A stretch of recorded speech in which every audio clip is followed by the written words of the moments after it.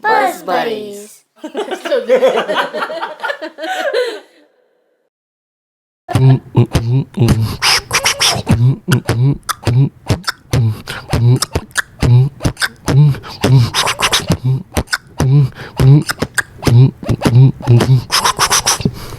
right.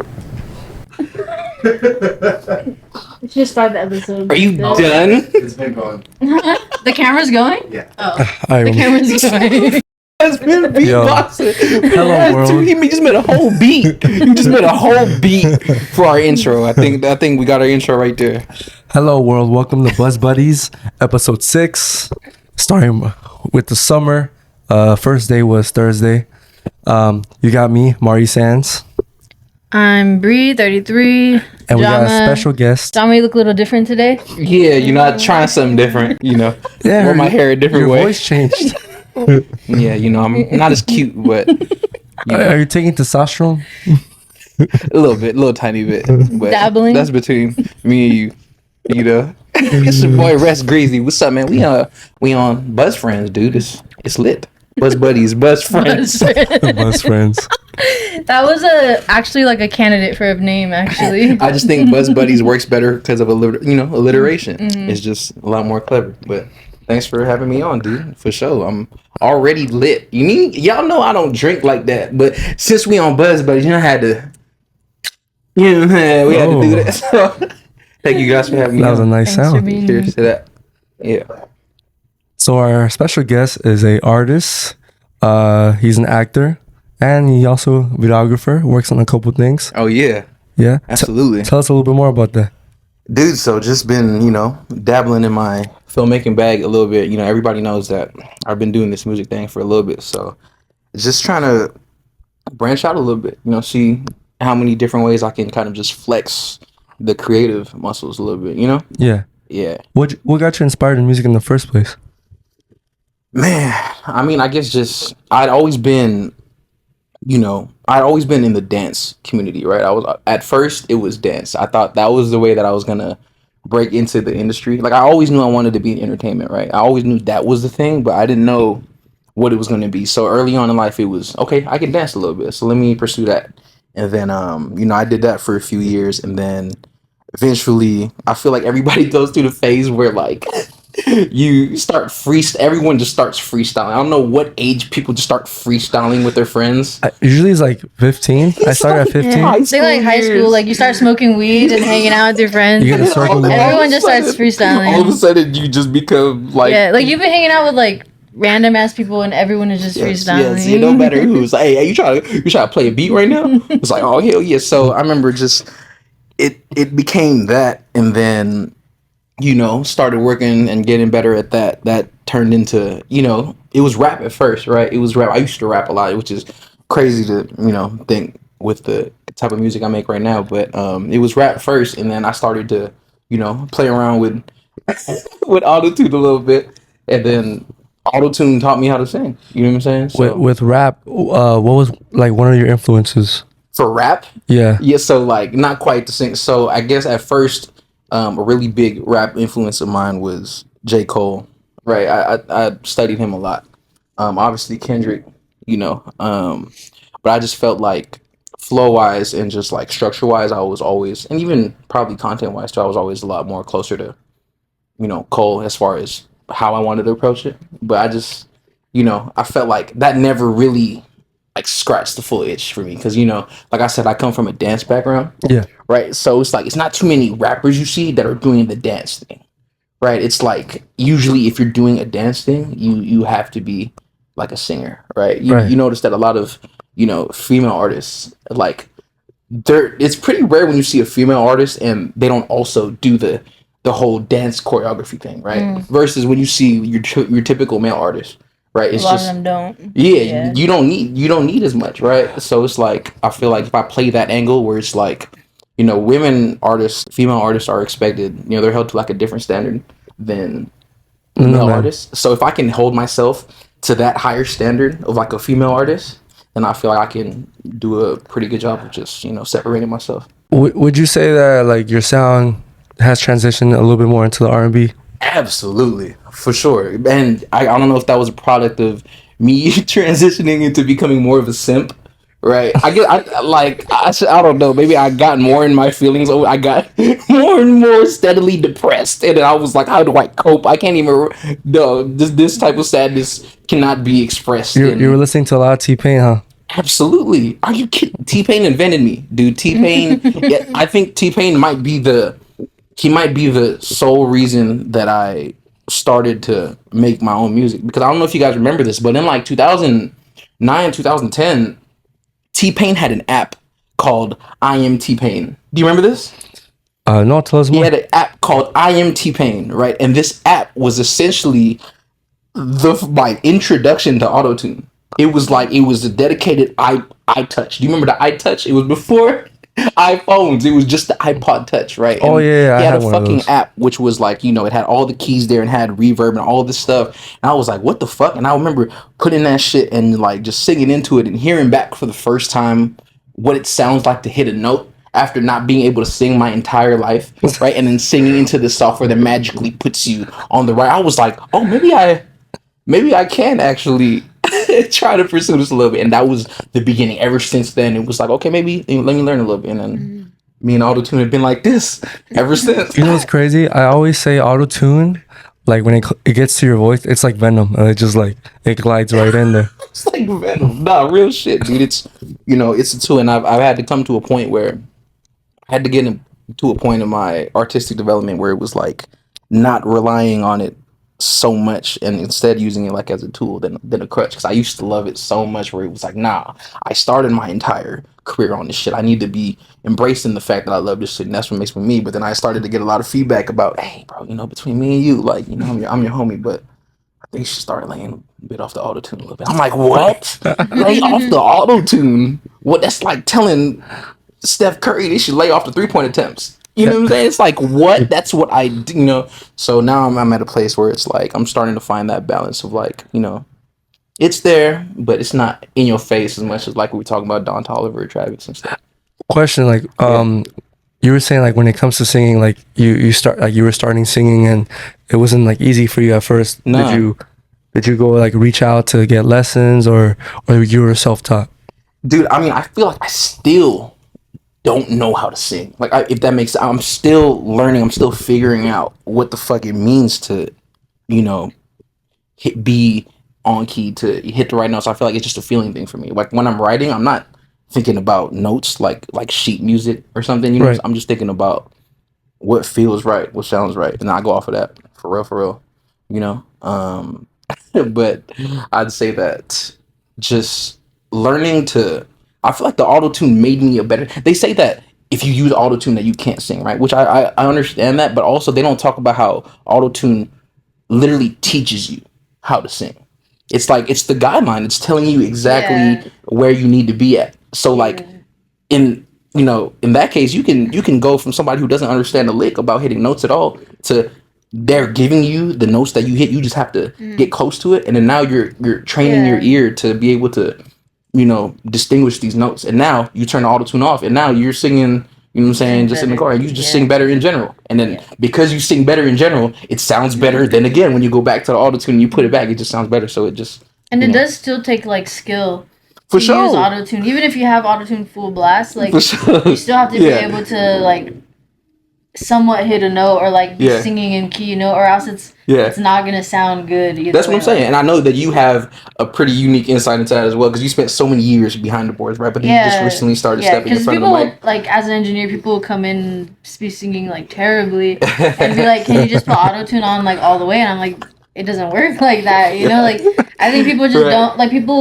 outsiders don't really have the understanding of like how auto-tune works. They think like, oh, they're using like full blast auto-tune, no talent. But it's like it's you have to have talent to even use auto-tune. Absolutely, bro. You think it's a lot more nuance to it, I think, than the general, listener might realize. But like we were talking about a little bit earlier, like I feel like people don't really realize that it's in everything.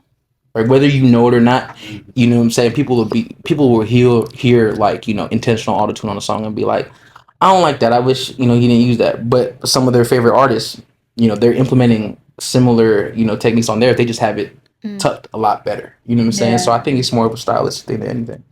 You know, and I think T-Pain, right, who was the biggest proponent of autotune, right? He's been the figurehead of this for fucking like 15 years, right? Even he pops out and he shows them. You know what I'm saying? That he don't need that shit to, he doesn't need that shit to perform. He doesn't. I don't remember the last time I seen T-Pain perform autotune. I remember I saw T-Pain in 2000.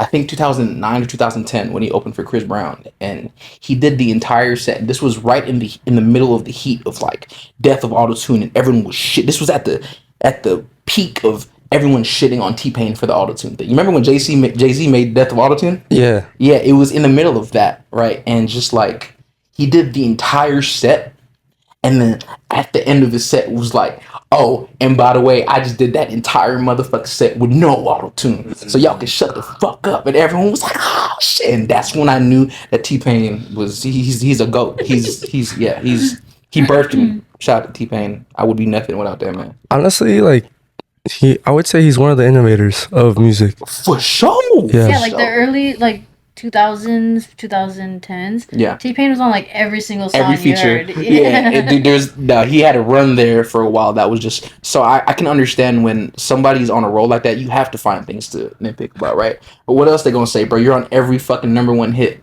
You know what I'm saying? So like what he caused though, like I feel like we wouldn't even have Kanye 808s and Heartbreaks. Hell no. And Kanye gonna be the first one to tell you that. Yeah. You know what I'm saying? Like Kanye, there's no Kanye, there's no Travis. Lil Wayne. That's for sure.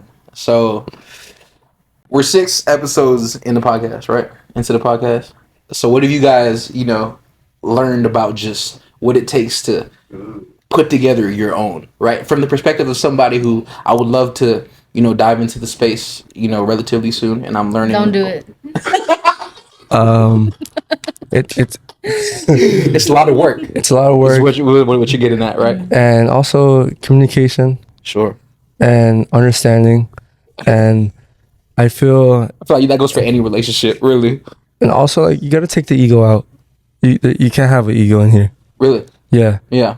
Because I feel like ego is what drives a lot of people to just separate and not continue anymore. Like if you have an ego and you feel like you all have to work together, and also accountability matters the most. If you know that's like if you're gonna do a podcast with somebody else, but if you do your own, I mean, sure. It's different. But when you do it with other people, it's like it's essentially a business, and so sure, it's it could get. Yeah, even if even if I plan to do it myself, I feel like that accountability matters. Even if you just have it with yourself, you need to be accountable, right? And putting something together like this, I know it takes work and it takes hours. You're gonna have to spend fucking all night editing clips that gonna get fucking 15 likes. You know what I'm saying? I know what that's like, but I'm so I'm very invested in seeing your guys' journey through it, because it's not too many people that say they want to do something and then put in the work to fucking make it happen, right? How many drunk motherfuckers have sat in a room and was like, bro, dude, this needs to be I would this would get 1 million views, right? You know what I'm saying? When really they just not really talk about shit, right? And so for you guys to put it together, to light it properly, to get it done, to get the sound looking right, you know what I'm saying, sounding right, that's very, I think it's says a lot about how not only how creative you guys are, but how hard you guys are willing to work for this shit. So shout out to you guys, shout out to the Buzz Buddies, aka the Buzz Friends podcast, for sure. One of my friends calls it the Buzz Show. The Buzz Show. Yeah, for sure. Tonight is RussGreezy. RussGreezy. Also, I feel chemistry has a big point. For sure. For sure. And I'm a big fan of, I'm glad you brought up chemistry, because I'm a big fan of yours and Bree's dynamic, right? So I haven't met Jama yet. We've never met. So I'm very curious to know, what is... She's in the middle of us. So you have fire, you have water, and then you have earth. Right. And that's so funny. So I'm just curious, what is her role in all this? Is she the Is she the Ernie Johnson of every? Does she like keep you guys in check? Like I feel she's like the mediator. No, I feel like she's a wild card. She is. She be saying some wild She shit. could be the one we need to like calm down, or she could be the one calming us down. She Like, might be the one needing mediation. I understand. Okay, for There sure. be times that Bree wants to kill me, but in the Yeah. end, Jama's like, "Come on, guys, we gotta get back to Earth." And Yeah. That's so funny, dude, bro. So how long have we known each other? You guys, wait. First of all, how long have you guys known each other? I would say since 2019. Yeah, how'd you guys meet? So it's about 5 years. Total. was it 2019 or 18? 2019. That was the show. I think it was 18? 2018. 2018. 18. Well, 2018, I knew of you, but I didn't go into that first show. Was 2019. Oh, word? He knew of you, bro. Famous or what? She was. Well, I was friends with Joey, and they were friends. That's right. I think you did mention that to me before. But I seen her. Me beat- and Joey have been friends for like 10 years. Really? Like Selena's? No, I knew him here when like the first time I moved to LA, Wait, damn. Wait. So what year did you first move to LA? 2014. Oh shit. Yeah, so I had like some friends, and he was friends with a mutual friend, and then Yeah. But- Yeah. And then y'all were homies. Yeah, we became homies. Yeah. Okay. Interesting. Yeah. And then so And then I slept on her couch the second night, and then we became friends. that sounds like some shit that you would do. To be honest with you, I feel like that completely checks out. Like that's very in character.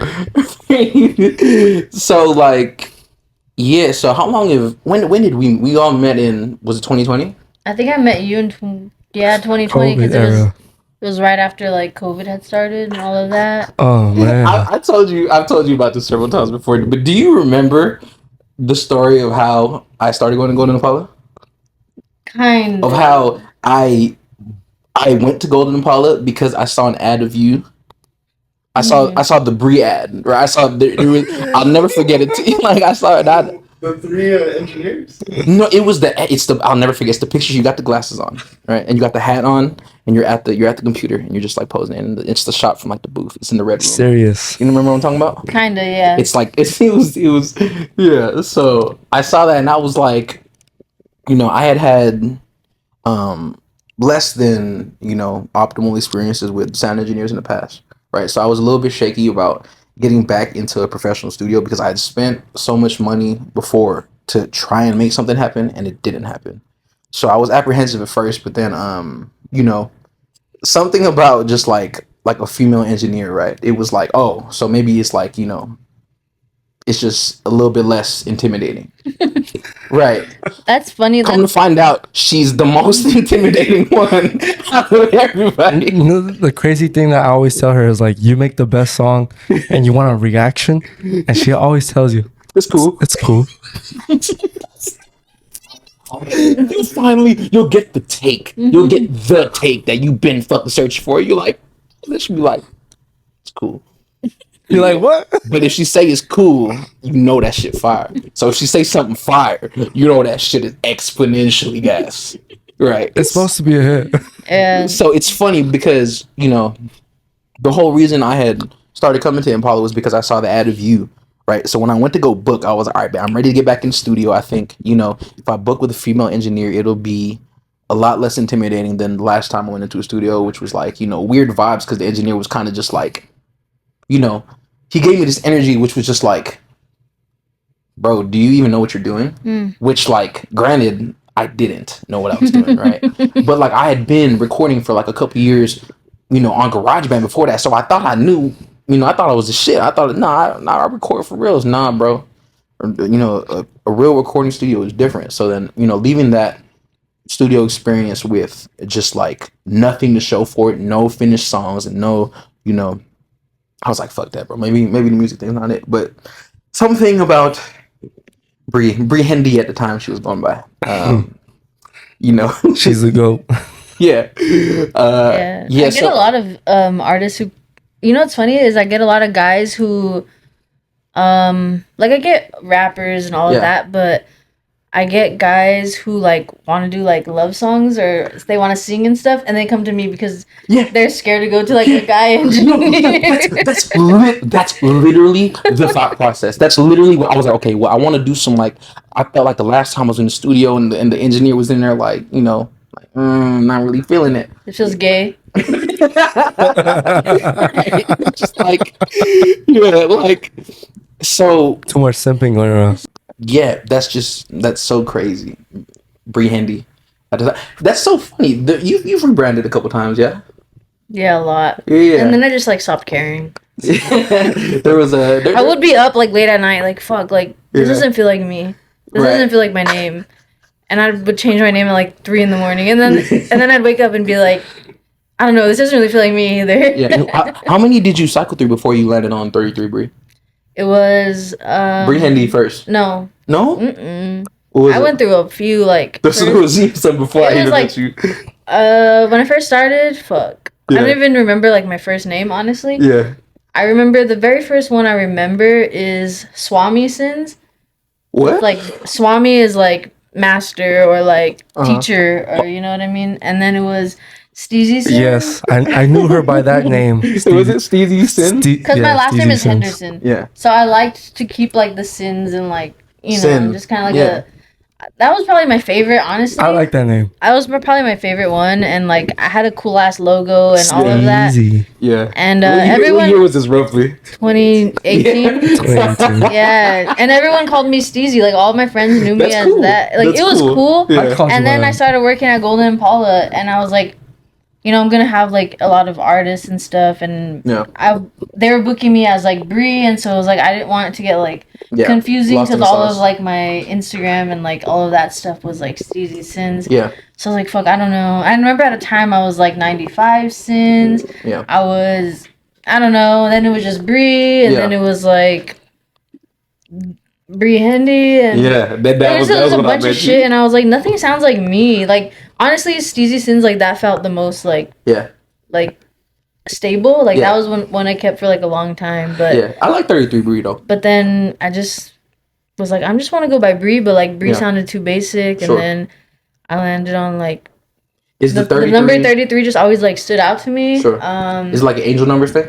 Like, cause like, That, but it's like the number of like the master number, the Yeah. number of Yeah, like yeah. someone who's meant to like teach, somebody Yeah. who's also I feel like in the NBA all the shooters were 33. Kobe was 33 in high school. Kareem. Yeah. Kareem. Rest in peace, Kobe. Recipes. So I don't know, the number 33 was just always something Yeah. that like stood out to me. Interesting. I So I love just that landed on it, and like Yeah. I've just kept to it, and it's not every name I've had I've been like, I don't know, like I want to change this like in the middle of the night, but like Yeah. since I changed my name, like I never really had that Yeah. thought anymore. I Sure. think I just don't care anymore. I'm just like, Sure. I'm out You're of at a fucking place where, ideas. like, I'm out of fucking ideas. I've done every Yeah, name. you got no like, more rebrand nothing tokens feels left. like yeah. Yeah, that's funny. Now, speaking of rebrands, you got somebody next to you that's gone through a little bit of a rebrand. So I shit. guess I wanted to kind of just, ask you to take me through the thought process of just, going through that rebrand, or would you call it a rebrand? It's crazy because I would say I didn't have a lot of names. Sure. Like rebranding wasn't a lot of rebranding. I would just say that when I first started rapping, I didn't have a name. I just rapped and freestyled a lot. And Yeah. when I started recording, I don't know, this was like the early SoundCloud era, so like everyone was going by Young something. So Did you do the rap name generator? no. Remember how they had that shit? Yeah, I remember. Right, that's how Childish Gambino came up with his name, right? But So that's a good name though. I it'd be can't. like, hey, your rap name is Young and the last thing you ate. You like Young Pussy. What? Whoa, oh, shit. My fault. I would say my first rap name was Young Dreamer, but it didn't last because I feel like I didn't really feel connected with that name. Sure. So Sure. I came up with the name Nomad the Rapper. Mm-hmm. Nomad was a Instagram name that I made.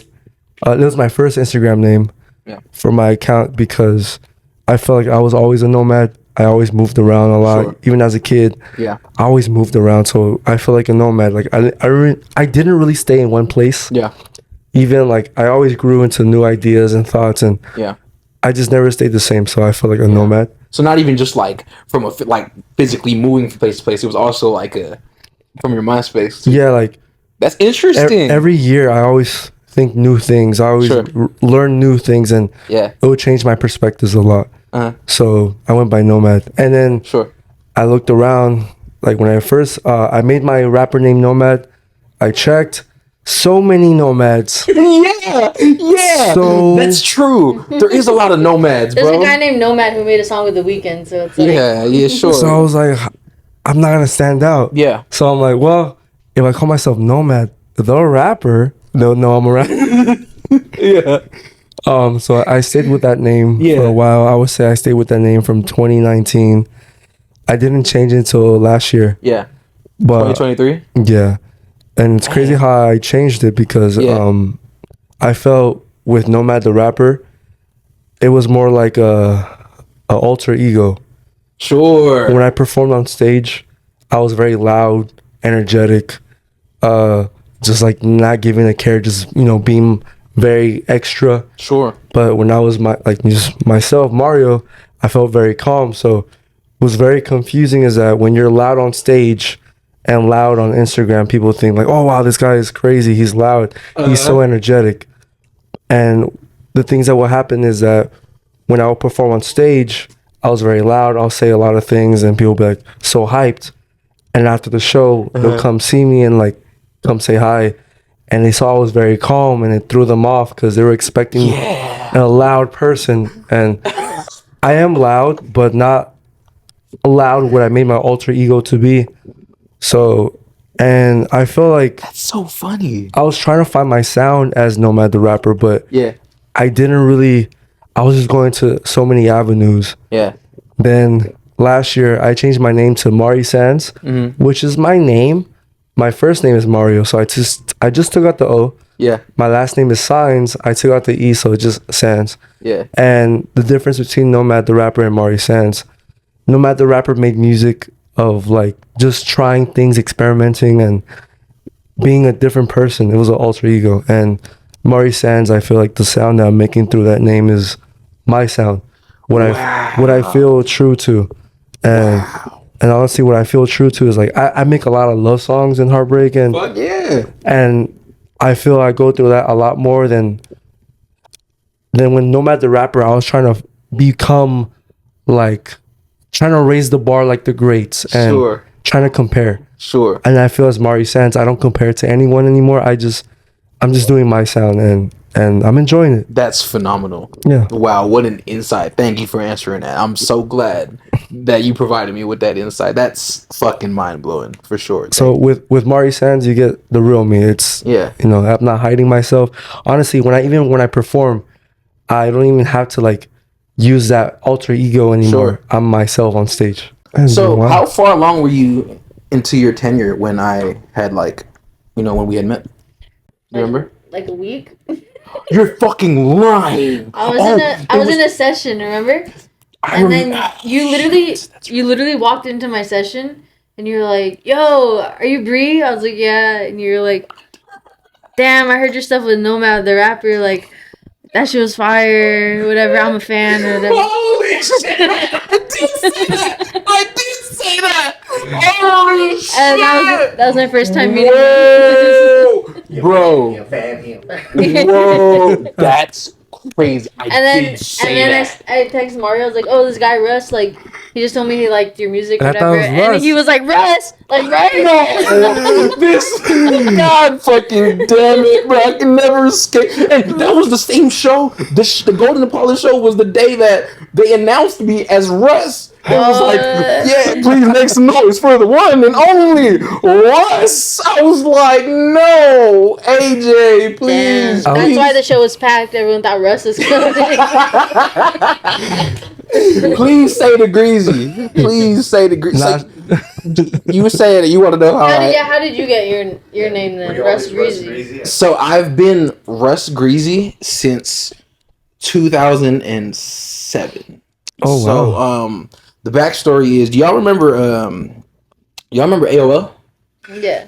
Yeah. You remember AIM? Yes, bro. Yes. That was the way. That was my AIM username, right? I was in fucking 4th grade. I was in the 4th grade, right?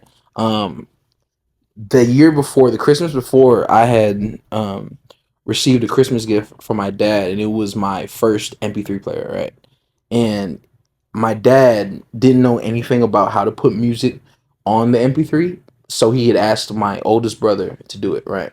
And I'm the youngest of four, so like, you know, they're all significantly older than me. So they had all were like, all right, for sure, we'll do that shit. So my oldest brother had downloaded his entire library on my first MP3. So I got like you know, that was how I got introduced to the 90s sound, right? All the sounds that my older siblings grew up on, that was how I learned them, right? So I got trained to that, and this was around the same time that Chris Brown was coming out. Right? Chris Brown came out in what, 2005 or something?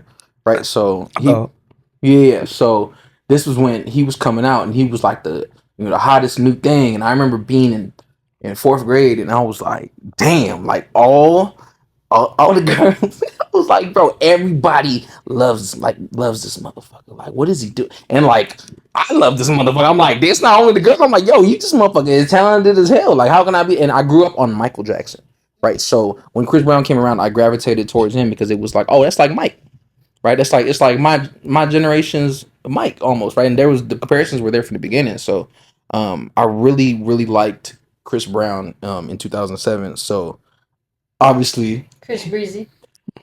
Yeah, so I was like, oh well, you know, it's kind of cool because like his name is Chris Brown and my name's Russell Gray and we both have color last names and I can, you know, like it's like Brown Breezy, oh Gray Greasy, oh how about that Chris Breezy, Russ Gray, how about it was just so like slick, right? It just like rolled off the tongue really, really like you know effortlessly. I'm kind of lit. More effortlessly than the word effortlessly. That was so funny when she introduced me to you. Well, but before I knew about you, she's like, yeah, Russ, listen to your music. And I was like, Russ? Wait, hold up. RussGreezy. Oh, who's RussGreezy?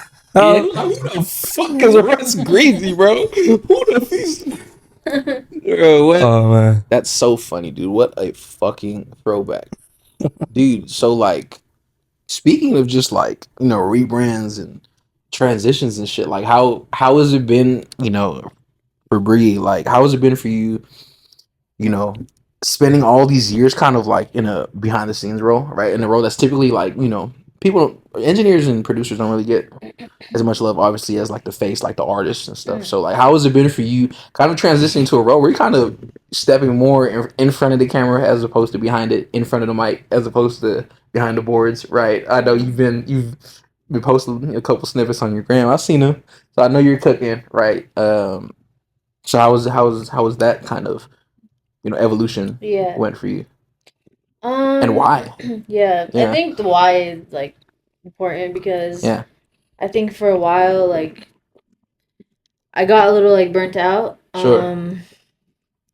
My working in audio, I think as an engineer, a lot of times I'm working on other people's music and nothing against them but it's just like I feel like a robot sometimes where I'm just like hitting record, for hours and hours and hours hitting record and like I would drive home in silence because you're tired of just hearing all the right. Oh man.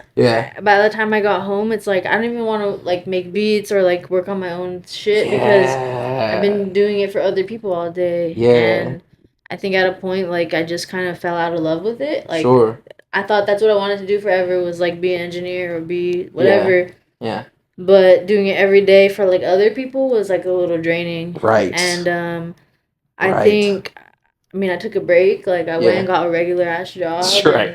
Yeah. Was just trying to like find my way back into it little by little. Like if I made one beat of me. Beat my beat. What the?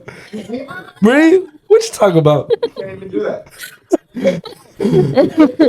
Beat the strap.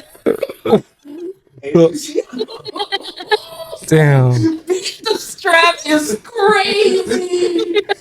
That's crazy. She's gonna be like, back the fuck up. No. Hide the cheeks. Hide your cheeks, everyone. No. Her 8-inch is very scary. 8-inch. 8-inch. No. Oh man. No. If I made one beat a month, then like You beat your meat a month? Once a month? If I made one beat a month, then like I was like, damn, like I made more beats than last month. You know, like I was just trying to like. Still on beat my meat. Like, Yo, it's my cue to leave right now. So oh man, yeah. But you were saying if you made one beat a month, you felt like I was just trying to find a rhythm again because for a while, like I would go months.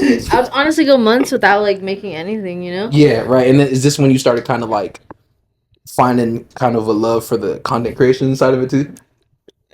Kind of like I started doing TikToks and stuff because I was like, I don't really feel like making music right now, and I started making TikToks and heartbreak TikToks, heartbreak like situationship TikToks or whatever the fuck I was going through, you know, like just see whatever's trending.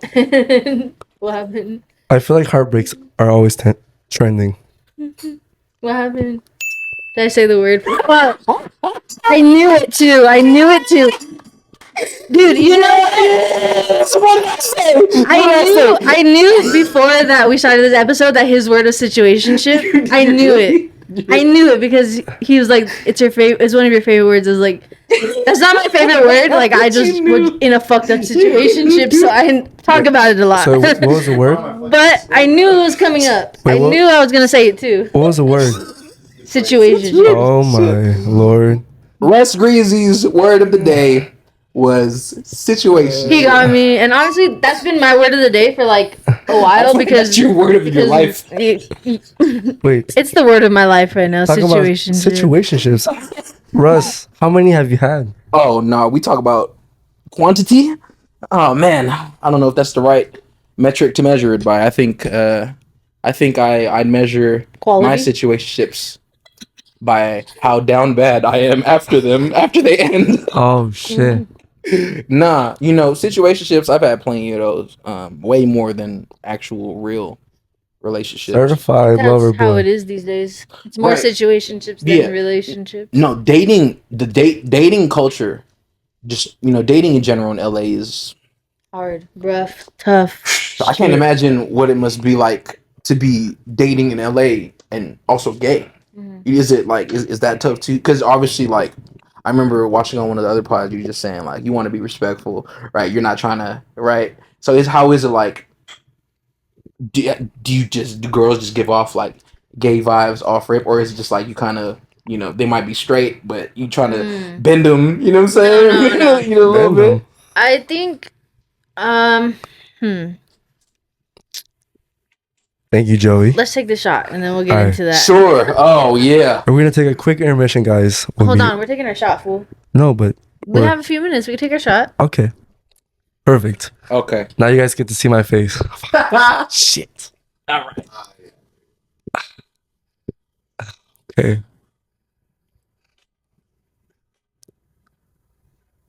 Why are you making a face? You haven't tried it yet. I know, right? I'm just getting ready, bro. You should have never put that word if you didn't want to take a shot. You knew we were saying it. I knew it was going to happen. Salud.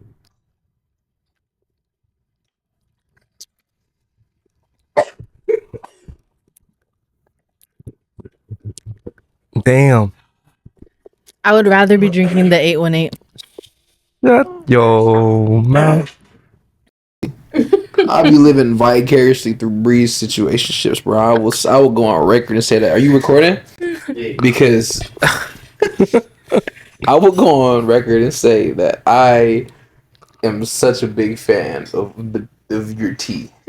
Like, I'm just like, I am immersed. That's funny. Can I just say I am immersed in it? Like, I'm here for it. I care. I'm invested. That's you know what I'm saying? It's like, so juicy. Yeah. You're definitely one of my favorite characters on this show. I'm keeping it interesting. Yeah, through my love life. Your arc is crazy. Let's just say that your arc has been phenomenal to witness. It has been nothing short of a fucking ride, bro. Cinema, as they call it. I feel like since I've known Bree, like the confidence she has is so different. Oh, you in your bag now? You know, but you're like,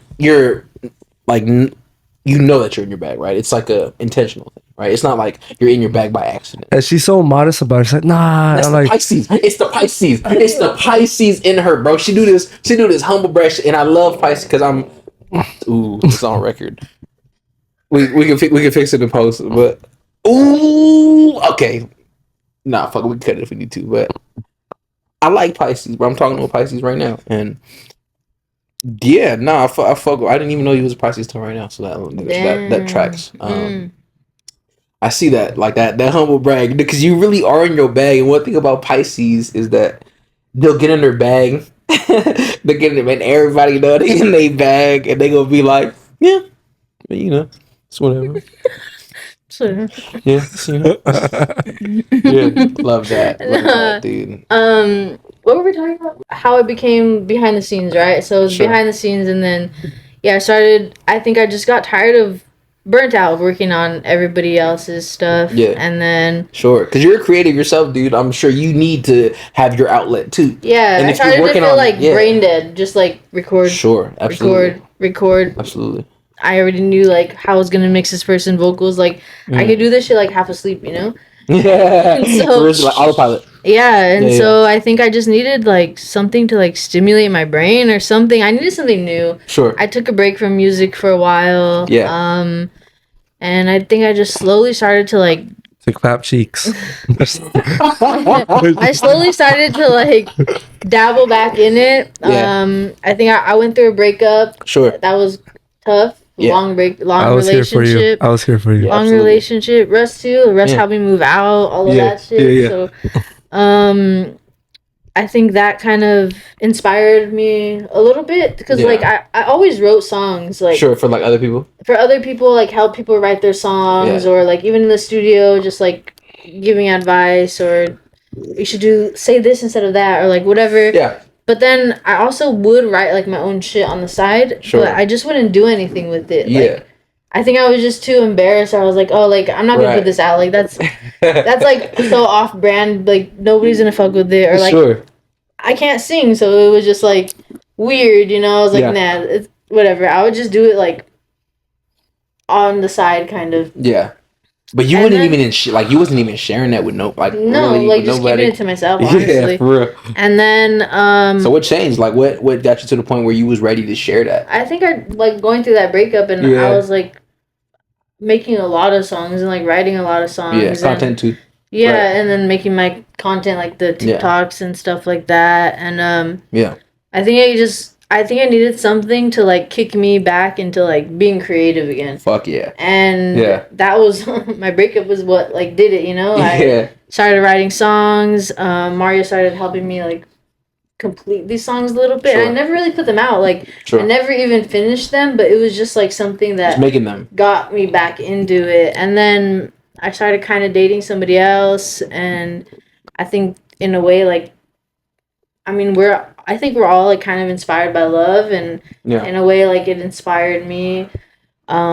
For sure. And I do have to give credit, I think, in a little bit because Right. like she Yeah. was somebody who like pushed me and was like, "Oh, you're really like talented and stuff." Like, Yeah. and we would have a lot of talks about like my music or whatever, and Yeah. it would push me to like, damn, like we would be talking till like 2 a.m. But now I feel like inspired to go home and like make a And, beat. like or cook. something. Yeah. And I made so many beats for Mario, like off of those conversations with that person.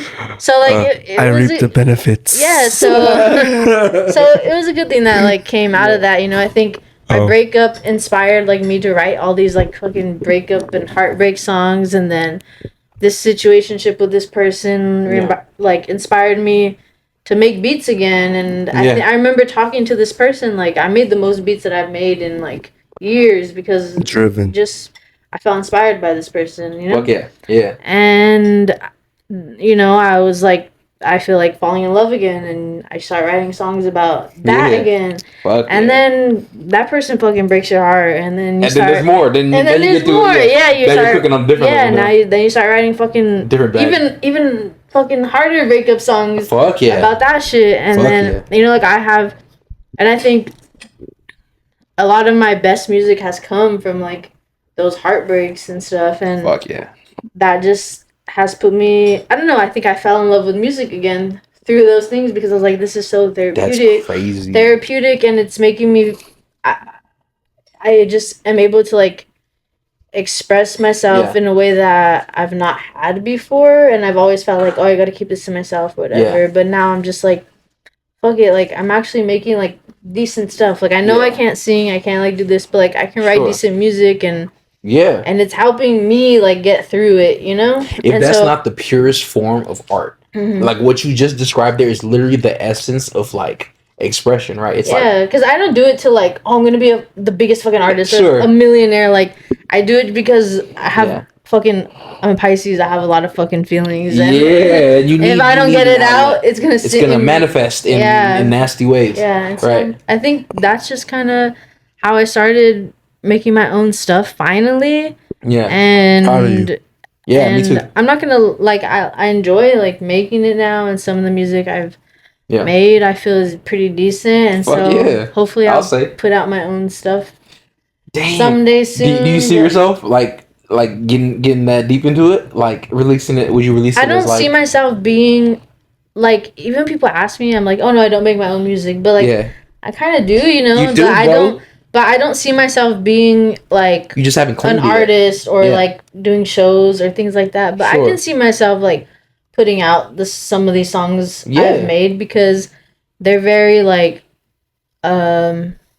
I don't know, like it was a very Personal. emotional process for me. A lot Yeah. of these songs, like I've fucking there's battery entry. yeah, like Real shit. there's a song that I've been working on since like November, and every Yeah. time I go to that song, like it drains me emotionally so much that I can only work on it for like so long. X amount of time. Because Yeah. so many fucking tears spill over that song, bro. That's deep. And I it's can't wait like- to hear that one. It's What? like every time I go to it, after I like close the session, like I just lay in bed because I'm like, fuck, like I'm drained. You're drained. Like you're I'm drained. Yeah. Like it's like going to therapy. Like you know when Facts. you go to therapy, Yeah. I don't know if you've ever been, but Mhm. like you go to therapy and it's like after therapy's over, you're just like Man. crying Yeah. and like you're letting it You feel like you all got a out. workout. Like you just worked out. Yeah, like you're just fucking tired, exhausted. Like that's how that song Yeah. makes me feel. And so Interesting. hopefully someday I'll finish it. I'm just like, I literally just have the bridge left. That's the only thing I have to do. But I fucking have spent like 4 months on the bridge Listen, because I'm gonna be the first one to say that I need you to finish this, and I need to hear it. I'll play them for you after this. Absolutely. Really Are you good. serious? Yeah. Yeah, no, because definitely. and that I think that's part of the reason that like makes me want to put it out, because like I've played it for people and they've been like, damn, like I played one song for Jama and like Jama started crying. And I was like, oh shit. What? I was like, damn, I never seen Jama cry before. Like No way. it makes me just no. kind of, if other people can like relate or Yeah, absolutely. you know, whatever, like I feel like I have to put it out because I've You have to. worked so long and you, hard on you it. owe it to yourself after putting so much into it. You have to, bro, for sure. I feel like making those type of songs, especially heartbreak songs or just songs that put you through a lot of pain, it's a release because we hold on to the pain. Yeah, And once we make it, once we put it out there, everyone hears it. It's like Healing. it's a new chapter after Yeah, that. yeah, it's that's how healing. I feel with that song that I'm telling you about that Yeah. I've been working on since November. Is like in my mind, I just feel like I can't wait for the song to be done and to be out so that like it could be like that final release. and you can let go of it. Now it's Let it there, go. and you can always be able to look at that as a reflection of what you went through during that time, right? But then, from the lens of like you moved on from it, that must hit that's gonna hit different Yeah. from when you've completely moved on from it. And you're able to listen to this from a completely outside perspective and be like, wow, like Because you can never contain energy in. You Nah. have to let it flow it's out. gonna manifest in one way or another. Yeah. Right. Like I said, if you don't find a way to, you know what I'm saying, to just channel it into something, it's gonna come out in the ugliest ways. Like it'll come out. Man, yeah. So I'm here for it, dude. I'm excited. You asked me how many situationships. I think I asked you how many situationships. So, Right. is that what it What was? does that mean, bro? You did. You asked me how many Don't situationships quantify. I've been in, and I told you that I don't quantify it. Quality situation. Yeah, no, it's like, yeah, exactly. What does that exactly mean, that. bro? I think that I don't quantify. Explain, Situation. please. Quality. reluctant to situation open over myself to the quantity. possibility. Yeah, exactly, exactly that. I think that myself be happy for a long time. I feel like reluctant to open myself to the possibility of not letting myself be happy. Just up and drop like everything that I've worked so hard. I can't trust myself Libra, to. That's why. Does that check out? Not just up and drop everything that I've worked so hard to build. You're Libra. That's why. Does that check out? I think that Libras have a hard time committing to things, and Yeah. shit scares them easily. Because I know that if I do commit, I'm balls deep. Anything that you've ever seen me do, it's like for better, for worse, Balls deep. for better, for worse, I don't know when to quit. I do everything to the best of my ability, for better or for worse. You know, sometimes for situations and for people that might not be deserving of it, right? To my own detriment. So it's a tough thing, dude. I'm very selective with, you know. Yeah, I feel like that's a Libra thing. Like when they're in something, like they're super in something, but they know that when they're in something, they're super in something. So it's hard for them to get super into something because they know exactly how they're gonna be when they're super into something. You low-key have some insight into. Have you dealt with Libras before? Like, what is? I just told you, bro. The situation shit. Oh, that. She was a Libra. She was a Libra. With the one with the boyfriend? Yeah. Damn. Yeah. So give her her sweater back. Stop, bro. And she keep the sweater at this point. We're gonna egg your keep house. that sweater at this point. Keep it. I don't want it no more. No, yeah, she's a Libra. I feel like I don't know. It's something. Somebody actually just recently like read me my chart, and you know what's interesting is that the only water sign I have in my chart is Pisces, and most of my other signs are air signs. And I was like, that's interesting because most of the people like I've, you know, messed around with or been in relationships with or like whatever have been air signs. And so I don't know if it's just, I don't know, because I have air sign or a lot of air sign in my chart or whatever that makes me attracted to air signs, but it's my downfall. I'm with you, dog. I've been there, bro. Honestly, not to be rude to Libras or air signs, but I feel like I can't mess with no air sign. Yeah, tell me why. I just feel... You're Sag, yeah? Yeah, I'm a Sag. I like that fire, that passion. Sure, so you like Leos? Yeah, I'm in a relationship with a Leo, actually. Really? Yeah. So I saw that you had Jollibee the other day for the first time. Take me through just your first impressions on what is a Filipino delicacy. You know, in my country, there was a time where McDonald's was #1 in every country in the world except for one country, and that was Philippines, where really? Jollibee was #1. Damn, So that was a real thing that happened. Jollibee is a staple in the Filipino community, and I just wanted to get your thoughts on your first impressions. This podcast is gonna be a bitch for me to edit.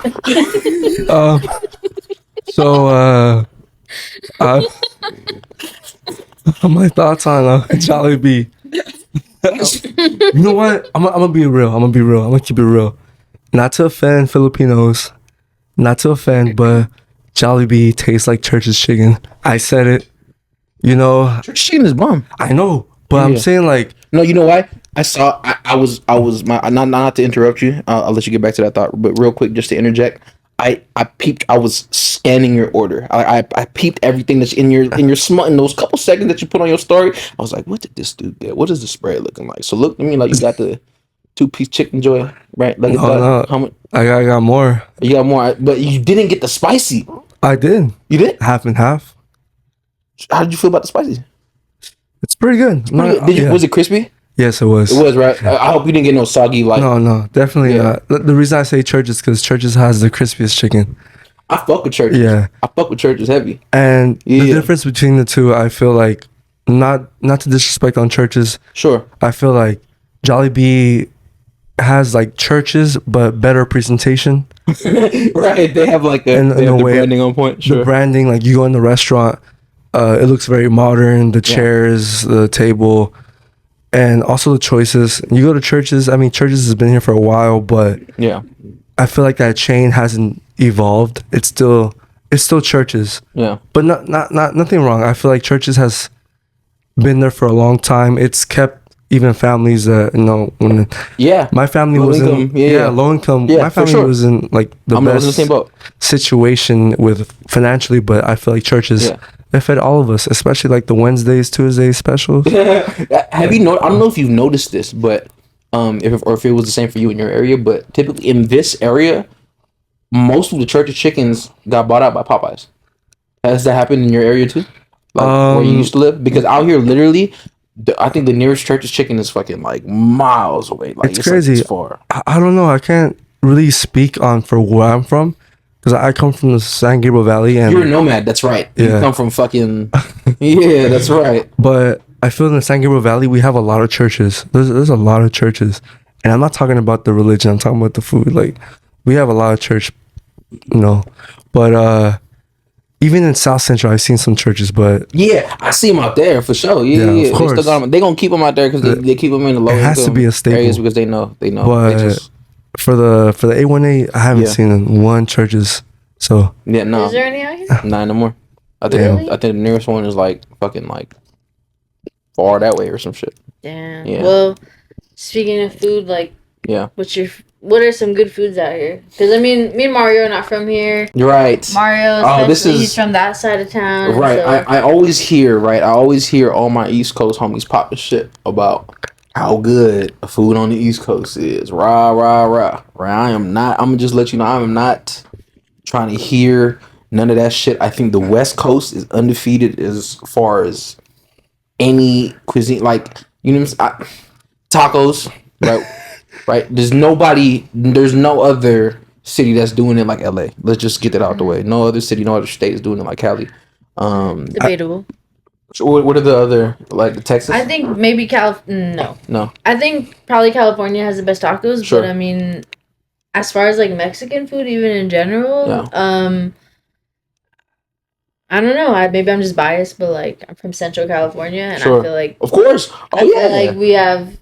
It's hard for me to find good Mexican food out here. Yeah. That's not like super whitewashed or whatever, you know. I mean, like it's here and there, Yeah. but like you gotta find a good spot. Are you thinking like sit down Mexican restaurants, or honestly, are you thinking like trucks? either, because I think like in Salinas, like It's restaurants. where I'm from, like Yeah. the Mexican food is like all the Mexican spots you go to is like authentic Mexican food, Sure. and the taco spots you go to like fire. And I think coming out to LA, I was like, what the fuck is this It's like fast food. avocado salsa? It's like gimmicky. Yeah, sure. Yeah, and Sure. it's been hard for me to find good like Mexican spots and good taco spots out here. But I've definitely found a few, Yeah. but they're rare, you know. So there's have you ever been to BDS San Marcos? I think so, actually. That one's pretty good. That's the one with the cow on it. Yeah. I'm not gonna lie, like there are some good BDS trucks out here. There is one on Sepulveda that's pretty good too. I forget what it's called, but it's right there in front of like the Bevmo, El Cocinero. What is the other spot? The FedEx. It's right there in front of there. Like, there's a bunch of food trucks right there. There's a BDS spot right there. That's pretty fire. Yeah. And Is that the best? Is that the best food that LA has to offer? Is it Mexican food? Because you just said that Salinas got better. So is there a type of cuisine that LA offers that I'm not sure I have the frame of reference for what they got on the East Coast, but my East Coast homies telling me that on the East Coast Chinese food is popping out there. That's what I've heard too. Yeah, which like I always took that personally because I I worked at this place called China Star, which was like the number one. It was the number one Chinese delivery in the valley for like fucking 4 years, like 4 or 5 years, right? And I worked during the peak of like just when you would go on Grubhub or Uber Eats or whatever and search Chinese food, we were the first one that popped up. So we had really good SEO, and we just had really good reviews and stuff. So we would deliver to people like Are we about to stop right now? Yeah, we're gonna take a quick intermission. quick intermission, guys. We are back. Just kidding. Back live on the Buzz Buddies podcast. I am RussGreezy with 33 Bree And Mari Sands. We're out here, dude. June is obviously it's Pride Month. Happy Pride Thank you. to all the gays And, out there. I myself, not homo, A, but you're the A. but I stand with my Peoples. You're the A, so you're the LGBTQ plus A ally. Hey, that's what it is. Yeah, I'm not gay. I'm not gay. But I do But you can't interrupt me there. It's gonna make me sound sus. No, listen. I'm not gay. but That's a good joke. Just leave it at that. No, I'm not. I do make gay jokes. I wanted to get your opinion on kind of just like how, gay humor has kind of come full circle in the last like 10 years. It's a very interesting topic to me because we're all roughly the same age. We all grew up in a time where, like gay humor was like very prevalent, maybe like 10, maybe 12, 15 years ago, right? And then there was a period there where it was kind of, we don't really want to make gay jokes no more, it's kind of insensitive. But then I feel like the pendulum has swung back like the other way, and now even gays are the ones making gay jokes now. So that's like, oh well, I guess making gay jokes is cool again because it's like I think gay jokes is like I think I make gay jokes not because it's not because it's homophobic, but I think it's the opposite. I think you make gay jokes because it's the ultimate way of bringing, what I'm saying, making them a part of the culture. I think it would be more more homophobic if we didn't make gay jokes. If we didn't make fun of yeah, I think it would be homophobic. No, Just one of flattery. low key, I think it would be more homophobic if, but like gay jokes, how? in good taste, obviously. Like I like to, like, this is such a funny topic, but I like to like make my friends who are less secure in their sexuality uncomfortable with how secure I am in mine by joking with saying gay shit. And I think there's like that's a brand of humor nowadays. That there's like a specific, I don't know who's the pioneer of that specific brand of humor, like the sus. It must be Aiden Ross, right? It's like the Aiden Ross generation, right? Yeah, sussery. I feel like sussery has category has returned to the zeitgeist. Yeah, I feel like I feel like it was back in the day. Like Tyler the Creator was very homophobic. He would say very homophobic things, but like I don't know. Nobody ever really took it as homophobic because it was I don't know. I think our gaydar was just off all the time. Sure. I mean, like on all the time. So we all just kind of knew, like, this guy's a little sus. He could say those things, you know? Right. But he would say, like, the F word a lot and shit. Like, I don't even think we could say that on YouTube, but he could say the F word a lot. And I think that had a lot of people, like, saying those words. And, like, the Wolfgang shit was super prevalent, like, 2013, 2014. And I think... I don't think any of those guys are actually homophobic or anything like that. Like, they're actually really cool people, but, like, they made saying, like, the F word, like, cool or, like, okay in a way. Sure. And I think a lot of people were saying that back then, and like, it was fine, nobody was tripping. And even, like, white people were saying, like, the N-word and stuff because of them. Like, they had shows and stuff that were, like, they were like, oh, it's okay for you to say the N-word and stuff. And it's like, I don't know. But... But they made, like, a lot of that stuff, like, okay in a way. And then I think it kind of got to a point where, like, no, like, that's not okay. And, like, for a few years, like, that wasn't cool. That wasn't okay. Thanks to Twitter. And then I think over the years, like... Gay people kind of reclaimed it. Yeah, like, I think in a way, like, gay people have kind of reclaimed it. Like, the agency over... Me and Jama, like... We'll say that shit about ourselves. Yeah, like, just like gay humor. Like, you're right. That, like, self-aware, like, gay... It's, like, it's such a niche, like, genre within the genre, right? It's, like, a very specific brand of comedy, which I'm, like, a big fan of. Shout out to all the gay comedians out there. Yeah. Shout out to the gay humors. Yeah. But, I think, like, it's kind of been... It's, like, a way, like, slut or, like... Yeah, like bad bitch. Like that, like it's just like you're like reclaiming the N word, reclaiming it in a way, and people say it, and like it's not, I think, as hurtful to us anymore. Yeah, it's more like I like that. Fun. I like exactly. Yeah, exactly. Bree wanted to get me on the pod because she felt like, well, first of all, as we've established in previous pod episodes, this is a podcast for oversharers. Right. Oversharers, overyappers, all welcome to. Yeah, and I guess naturally, I checked the boxes, right? She said, yeah, The criteria. which was so funny because the first thing I thought about when you said that was that time where I booked a session with you and we didn't even get no, we didn't even play no music. I booked time with you and we was at the studio and we made no music. I just vented to you for an hour and you was like, damn, bro, you just booked an hour to hang out. I was like, nah, bro, I need to get shit off my chest, bro. That shit. They fucked up my order at Popeyes, bro. That shit did something to me, bro. That shit did something to me, bro. This guy, I had a session with him, and it was like my last hour of the day, and I was like, okay, he's booking a 1 hour session. That's weird for him, but okay. He comes in, and he just goes, bro, I went to Popeyes yesterday. Like, they fucked up my order so bad. So bad. He's like, I went to go get the fucking, I don't know, ghost pepper wings or some shit, and they gave me the fucking mild wings. Like, No, bro. It I was so mad. It wasn't that. See, when you say it like that, it's like there's so much more to it. Like they didn't just fuck up my order. Just say you go to Wingstop, right? Say you go to Wingstop and you order garlic parmesan wings. That's me. Right? say you order garlic parmesan wings, right? You pull up and then like, oh, your order's ready, sir. And then they give you lemon pepper, right? That's not a problem. I love lemon pepper. Lemon pepper is fire.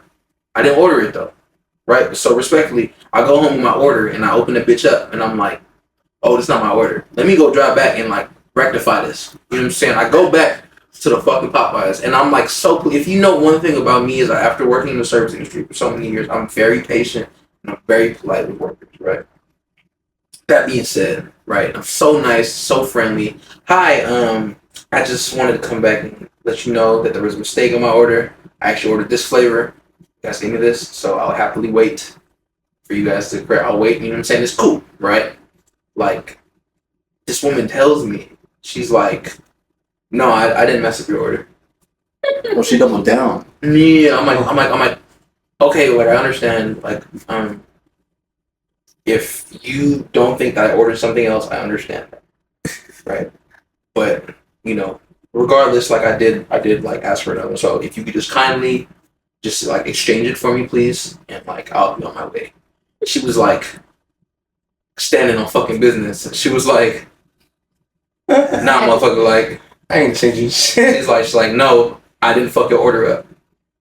Like I was like, well, I ordered garlic parm, you gave me lemon pepper. She like, no, they're the same thing. Yeah. What? She's like, those are lemon pepper, and you're like, these are No, you know, like garlic parmesan. like she's like, so I'm like, no, like she's like, that is garlic parmesan, right? She's essentially telling me, right? It's like, or I'm like, no, this is lemon pepper. It's very clearly lemon pepper. There's a picture right there. It's very clearly that, right? She's like, no, that's garlic parm. I'm like, oh, okay, it's garlic parm. Like, fuck me. Like, they're the same. She's trying to tell me that two different items on the menu are the same flavor, right? And I'm trying to explain to her that doesn't really make sense to me. And at this point, I'm like, all right, if you messed up, if you embarrassed, you messed up, just fix my order, please. Right? I'm like, just fix I just want the flavor that I wanted. Like, fuck what you think. Like, give me this flavor. She's like, no, that is the flavor I gave you. She's like, no, that is the flavor that you have right here. I'm like, no, it's not. It's not the flavor. It's not. It's not. And she's like, now I'm raising my voice and shit. One question. Did your voice go up an octave when you say that? Yes. Oh.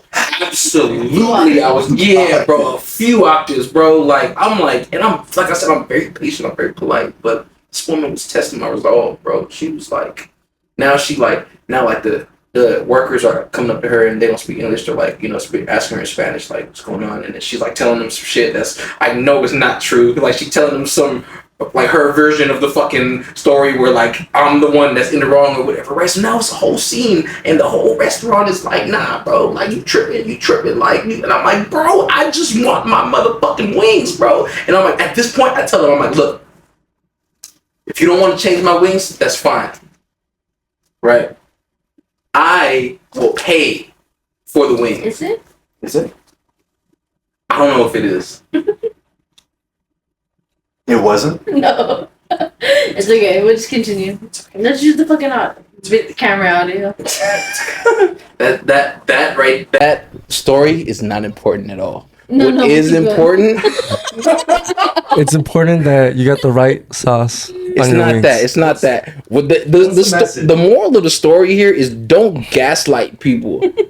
Like if you fucked my shit up, it's cool.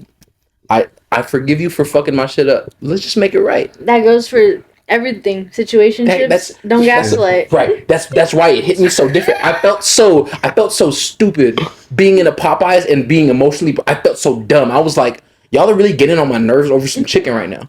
Like you are making me feel some type of way over, and I feel so dumb for this being the case. Yeah. But you guys are literally like manipulated. Like you got, and then like I look to the lady next to me for validation. I'm like, are you seeing this? Like, do you see what they doing to me? Right? And I look at her and she's like, she just like whatever. Like she like takes their side essentially, and I'm like, bro, there's no way, bro. So I'm literally like, all right, at this point, please just, I'll pay for the wings.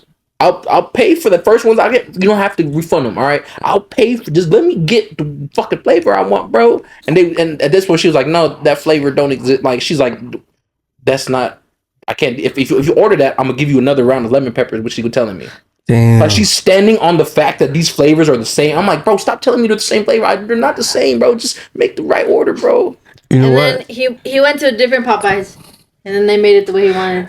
It's probably That because was you it. didn't tell her in Spanish. You told her in Spanish, she probably would have got Fuck, man, no, but she spoke good English. Yeah, and I went to another Popeyes and ordered the same shit just to prove to myself that I was not tripping.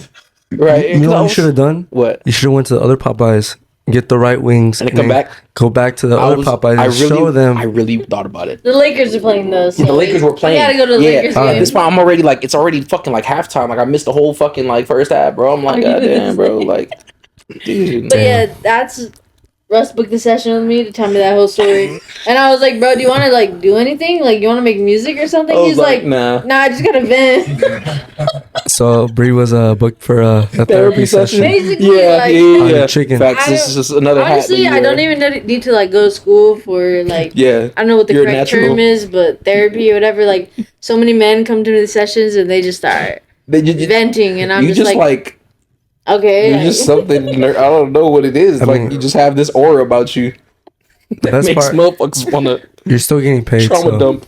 Mhm. Yeah, straight up. Yeah. And Yeah. then I mean I just started trauma dumping back. I'm like, oh yeah, like Facts. Yeah. my When- situationship. When oversharers Oh, meet other oversharers, it's, yeah. yeah, man, it's bad. It's just And a then bunch of just sharing like going on. I think we should all just go to therapy. Yeah, fact. Do they do group therapy sessions? We should explore Musician our therapy. options. Yeah, I feel like we could greatly benefit. Instead of like musician institute, musician therapy.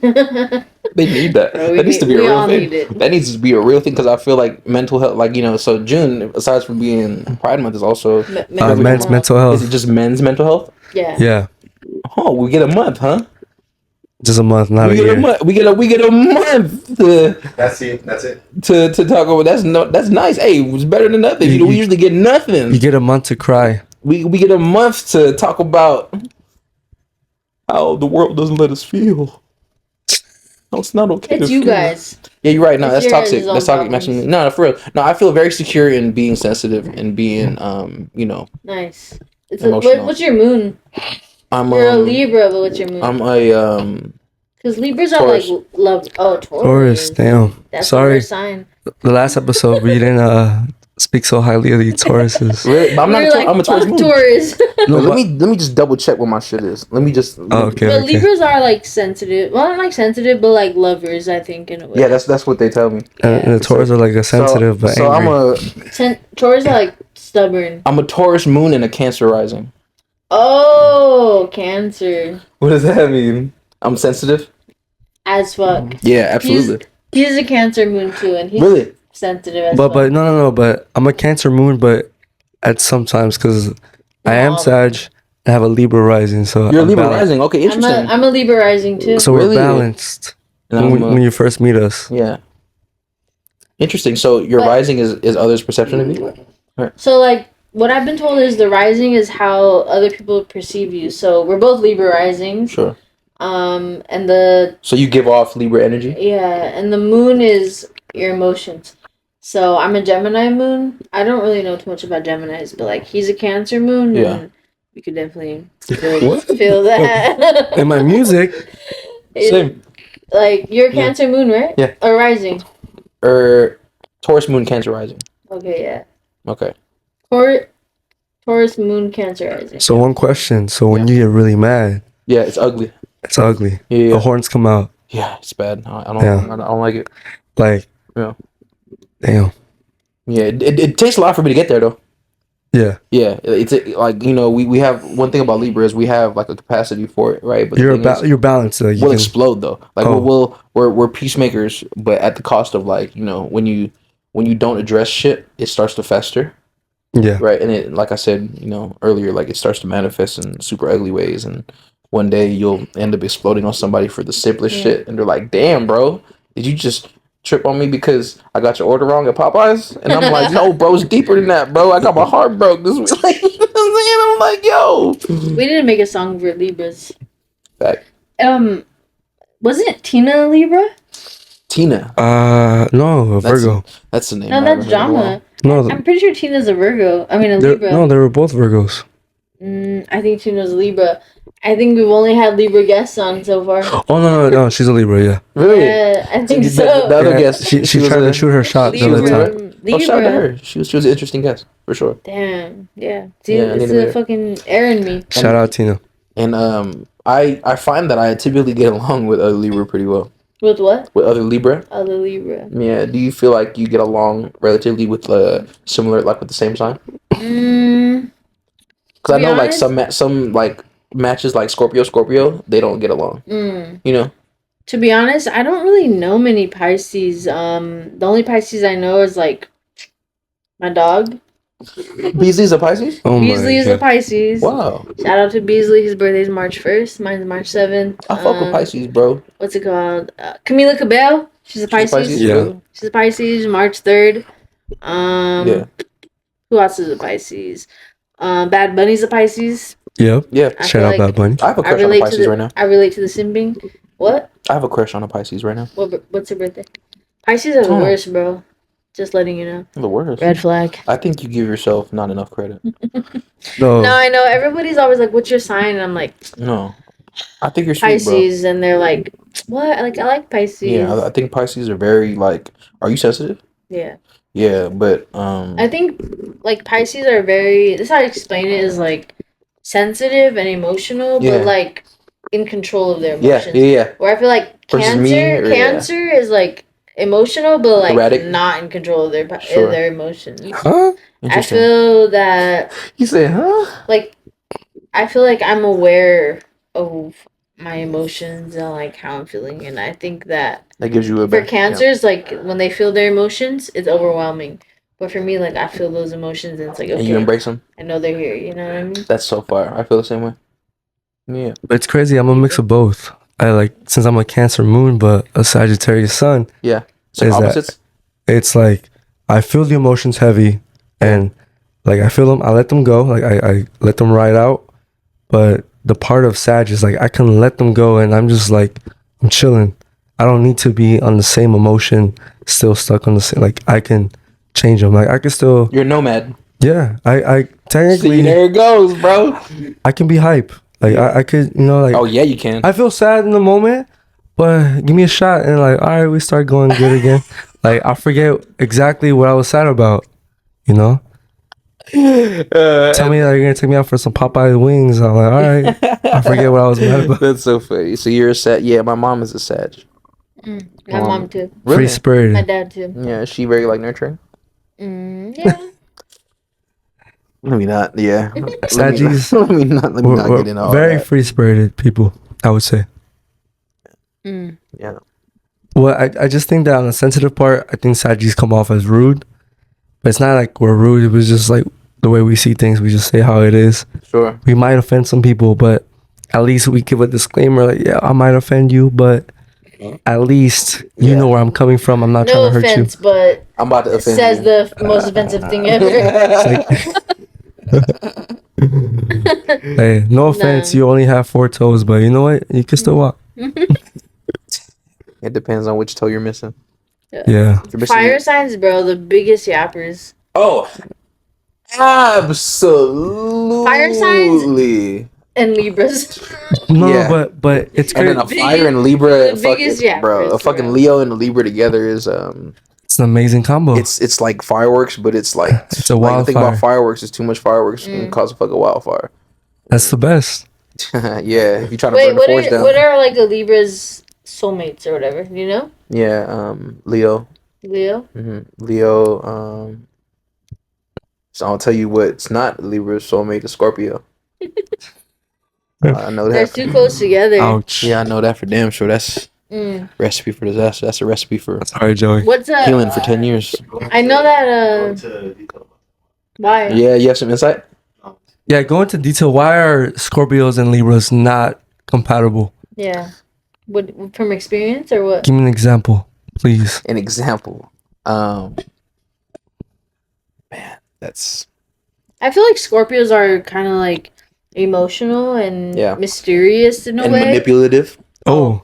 Mm-mm. Ooh. But so are Libras. Sure. Well, from my experience. No, that's very true. No, sure. For better or for worse. But on the standpoint of like why I think Scorpios are like they're not people pleasers at all. Yeah. And I think Yeah. Libras is the biggest. people Libras are pleaser. the biggest people pleasers. They'll agree with anything you say, Yeah. even if they don't agree with it. Yeah, You know what yeah. I mean? For the sake of peace. Mm-hmm. Yeah, I definitely agree with that, and that's where the discrepancy lies. Because it's like, I remember my ex used to be like, "Why the fuck do you care if everybody likes you so much?" I remember she like called me out on that, and I was like, "Damn, like that's so real." She was like, "Who gives a fuck if he doesn't like you?"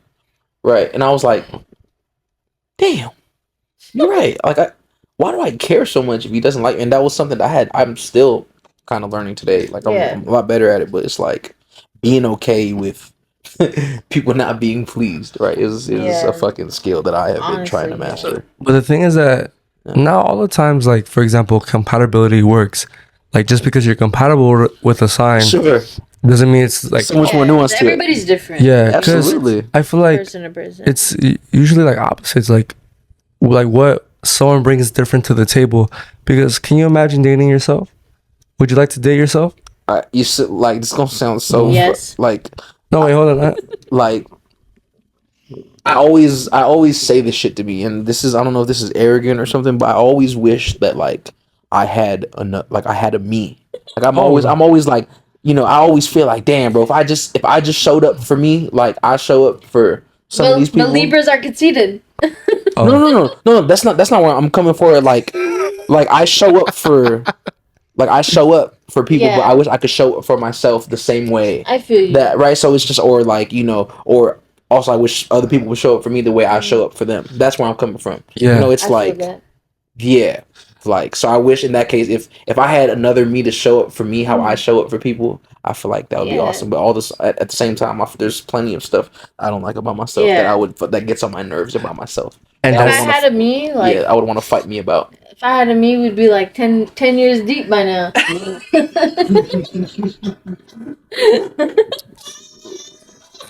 oh my. No, but I feel you. Like I feel like Yo. I feel that I show up for people more than they show up for me. Yeah. And it's like if I had somebody who showed up for me the same way I do, like That's right. I would be like settled down by now, probably.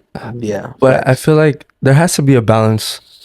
Like for example, what you give to the table, and then the other person gives something that's different. Yeah, you can't bring the same thing to the table. Yeah. You're not trying to both bring Popeyes to the table. Yeah, you know know, what I'm like saying? you bring Popeyes and she brings like Mickey D's, you know, little mix. Yeah, we just fat. But I think that's the balance. Together. Without a yin, there's no yang. Obesity. Oh wow. Obesity. No, I was saying like with like the balance, like Yeah. you know, darkness and need light, that. yin and You need yang. that. You need Yeah, that. You can't but he's just saying like having somebody show up the same way that Yeah. you do, which But I I feel think that makes sense though. I Yeah. think that makes sense for it to be like, you know, the balance thing. It's like I enjoy me being a people pleaser and being a generally nice person. I enjoy somebody who's not afraid to like, you know, Yeah. be mean with me and be Yeah, I you think know what I'm saying? personalities can be balanced, but when it comes to like Tendencies. who you are together Sure. and how you treat each other is like Yeah. it has to be equal. You know? Sure. Like, to be honest, you both can't be yappers, because then, like, who's gonna listen? talk? Who's gonna And it's listen? like, God, I didn't get enough time to talk today. Like, you talked so much today. Damn, you're right. You guys gonna be fighting who has the microphone first. That's like me and Mario. Yeah. He's like, I didn't get to talk too much today. Like, damn. Does that really happen? Yeah, does that happen it on happened previous last pods? week. Really? You know, water and fire create smoke. So think about it. Not the best kind. That's so funny. No, that's such an interesting nuance to podcasting that a lot of people don't have much insight into. Is I don't know if you guys remember this, but do you remember when Shaq got mad at Charles Barkley for fucking talking too long on TNT when he was like, it goes 1 2 3 now 1 2 1.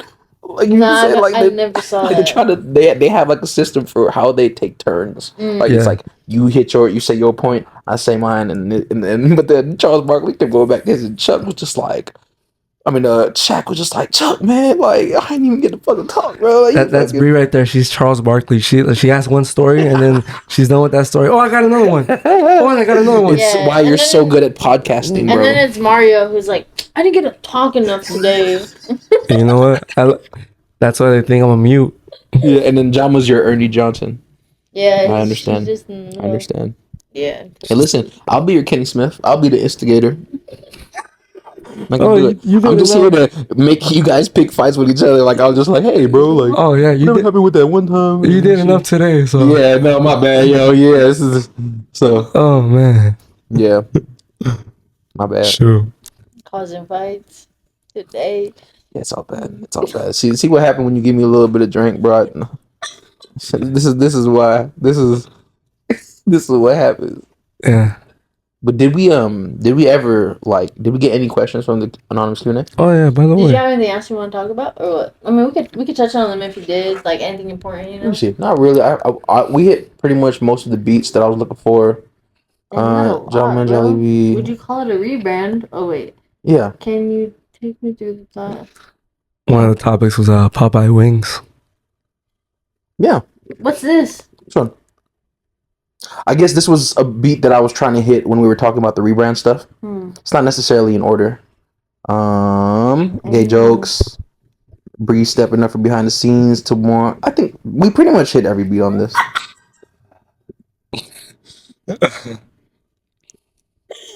Oh my god!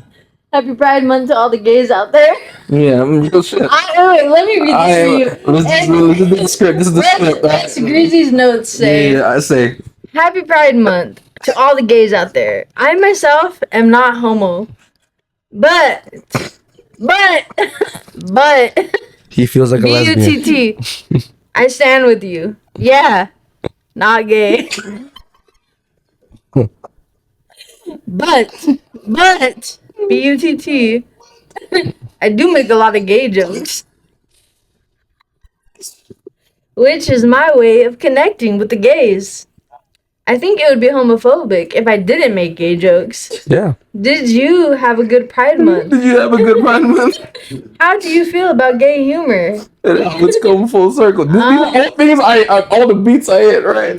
Did I have a gay Pride Did you have Month? a gay Pride Month? Yeah, that's a great question. Did you?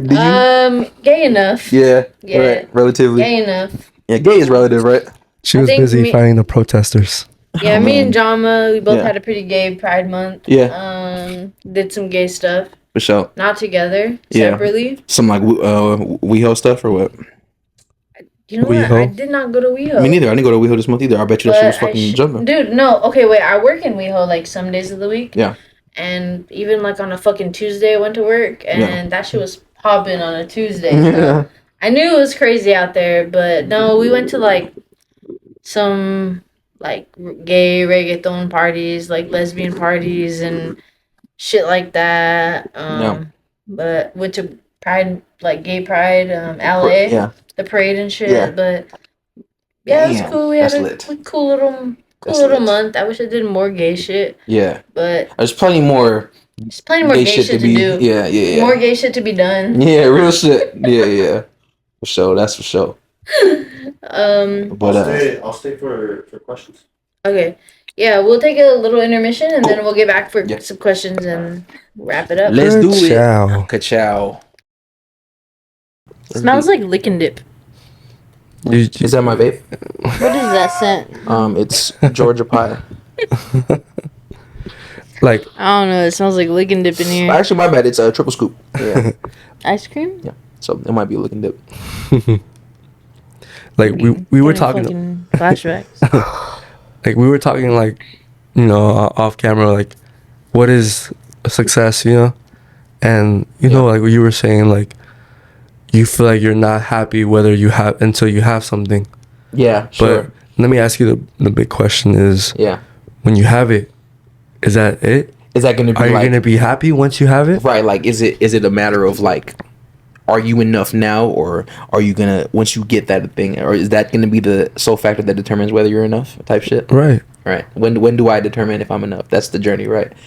When can I accept that I'm worthy of happiness? Because as Right. long as you keep that same mindset, you're never gonna think that everything's enough. Yeah. There's always gonna be a car that's flyer. There's always gonna be a house that's bigger. Yeah. Yeah. No such thing as a life that's better than yours. But That's real. That's real shit. This shit get deep. What you think about JJ Redick? What? What do If- you think? If ADHD was a person, I think Libras just automatically have ADHD. it just comes just pre-installed. Yes. Yeah, that, switching the topic. Yeah. that makes Every sense. Libra I know, ADHD. Is As fuck. Honestly, the only people I know who have ADHD are Libras. I think that you might be onto something there. You might. I don't think ADHD is even a thing, bro. Yeah, it's just Libras. Libra ADHD. That's. We might have to conduct some experiments, but I mean, yeah, I like it. I mean, I didn't really know if we had any other options. right, like who the fuck? Now that right there. What you just said is the reason why I like it so much. In a fucking market where The only other option was like me, honestly. right. Nah, I'll do it. Nah, listen. Like I said, bro, it's the hottest seat in show business. You know, in that industry. Like nobody wants to take that heat, bro. Yeah, there's nobody that's gonna be criticized more next year than JJ Redick facts in the world for anything. Yeah, so for And him, it's crazy. Like yeah. it's basketball. Like Yeah. it's basketball. It shouldn't be that serious, but it is like, that serious. for LA to be a Lakers to be a coach, Laker, yeah. Like it's he's gonna be the most criticized and scrutinized man on the entire fucking planet right. for the next year. Yeah, real shit. Anything he does under a fucking microscope. And that right there is the reason why I fuck with him so much, because for him to have the fucking gargantuan cojones to accept that position when they fucking offer, I don't know what they offer JJ Bro, Redick. it's more pressure than being the fucking president of the United States. It's like nobody gives a fuck what Joe Biden is doing, but we give a fuck what JJ Redick is doing. I mean, Joe Biden, he's reading out the teleprompter. So No, that's yeah. That's real shit. Wow. You know what? You might have just did something there. Yeah. Is the head coaching position of the Los Angeles Lakers a more influential position than the fucking In the president of the United States of America. He has the Lakers in his You might be onto hands. something there. Yeah, The no. government's gonna be knocking at our door any minute now. Yeah, no, that's so funny. Yeah, you guys ready to hop into questions? Yeah. Let's do it. You have any questions, Bree? JJ. JJ. JJ. Yep. Who is that? Well, I mean, that's a compliment, right? That happened because he has gargantuan cojones, Big ass balls. big ass balls. JJ called him it again. Sheesh. When you say JJ, I think of Ice JJ Fish. Yeah. Something about you, girl. Joey, can you please hand us the notebook? I forgot to grab it. Something Gotta about make sure you. to stay up. Some of these, I'm not gonna lie, like some of these questions are hand-me-downs, Sure. but we're gonna get to them. Yeah, I think that's only one of them. All right. Somebody said, "What is the worst pickup line you've ever heard or given?" I feel like that's the question for that guy right there. Huh? I feel like For me? yeah. What is the worst pickup line you've ever used or has been used on you? Or that you Or just heard in general? somebody else give. Asking for a friend. Shoot. I would say, did it hurt when you fell from heaven? Get the fuck out of here. Wait, have you given That has to or be- did that you has to give be that the or worst you one. heard it? No, I've heard it. That I given. Okay, no, you know You know what? No. You know what's the worst pickup line? what? I used this on the train. I'll be like, what time it is? What's the time? Yeah. That's how I start the conversation. What? That's the pickup line. What's Yeah. the time? Yeah, what's the time? What time is it? No, I'm gonna tell you right now. This is a perfect question to ask me, bro, because I witnessed this today. Okay. Right, I witnessed this today. I was at Korean barbecue with Mac Barber. Shout out to Mac Barber. And this motherfucker, bro. Our waitress is a little cutie or whatever, right? And he's flirting with her the whole time. I'm like, bro, I can't take you nowhere, right? This is the thing, right? But anyways, whatever. I'm used to it. She's like, we're getting ready to leave, right? She's like, are you guys ready for the bill? And he's like, yeah, right? So she comes back and then she gives us the bill. And like he puts his card in the thing or whatever, right? And she's she comes back to pick up the bill, right? And as she's picking it up, he goes and he puts his hand on the bill. He's like, wait, this is missing something. And then she's like, what? He's like, this is missing something. Your number. Oh my. And bro, what I tell you, I had a visceral, physical, Good. like, I was like, You just wanted to hide. Super I'm not with cringe. this guy. I was Dude, like, cringe. I'm sorry about him. That used to be me when I would go out with Mario. Uh-huh. I couldn't take him anywhere. Yeah, no, To the Jamba Juice. I can see To the that. Jamba Juice, I would be like, I can see that. to the Toasted Buns, Toasted buns, what is that? a restaurant in Van Nuys. Toasted buns. That's The Toasted Buns. I could say. I would just be like, oh, why Nah, did he do that? You wait, hold up. I'm not that cringe. I'm a lot smoother than that.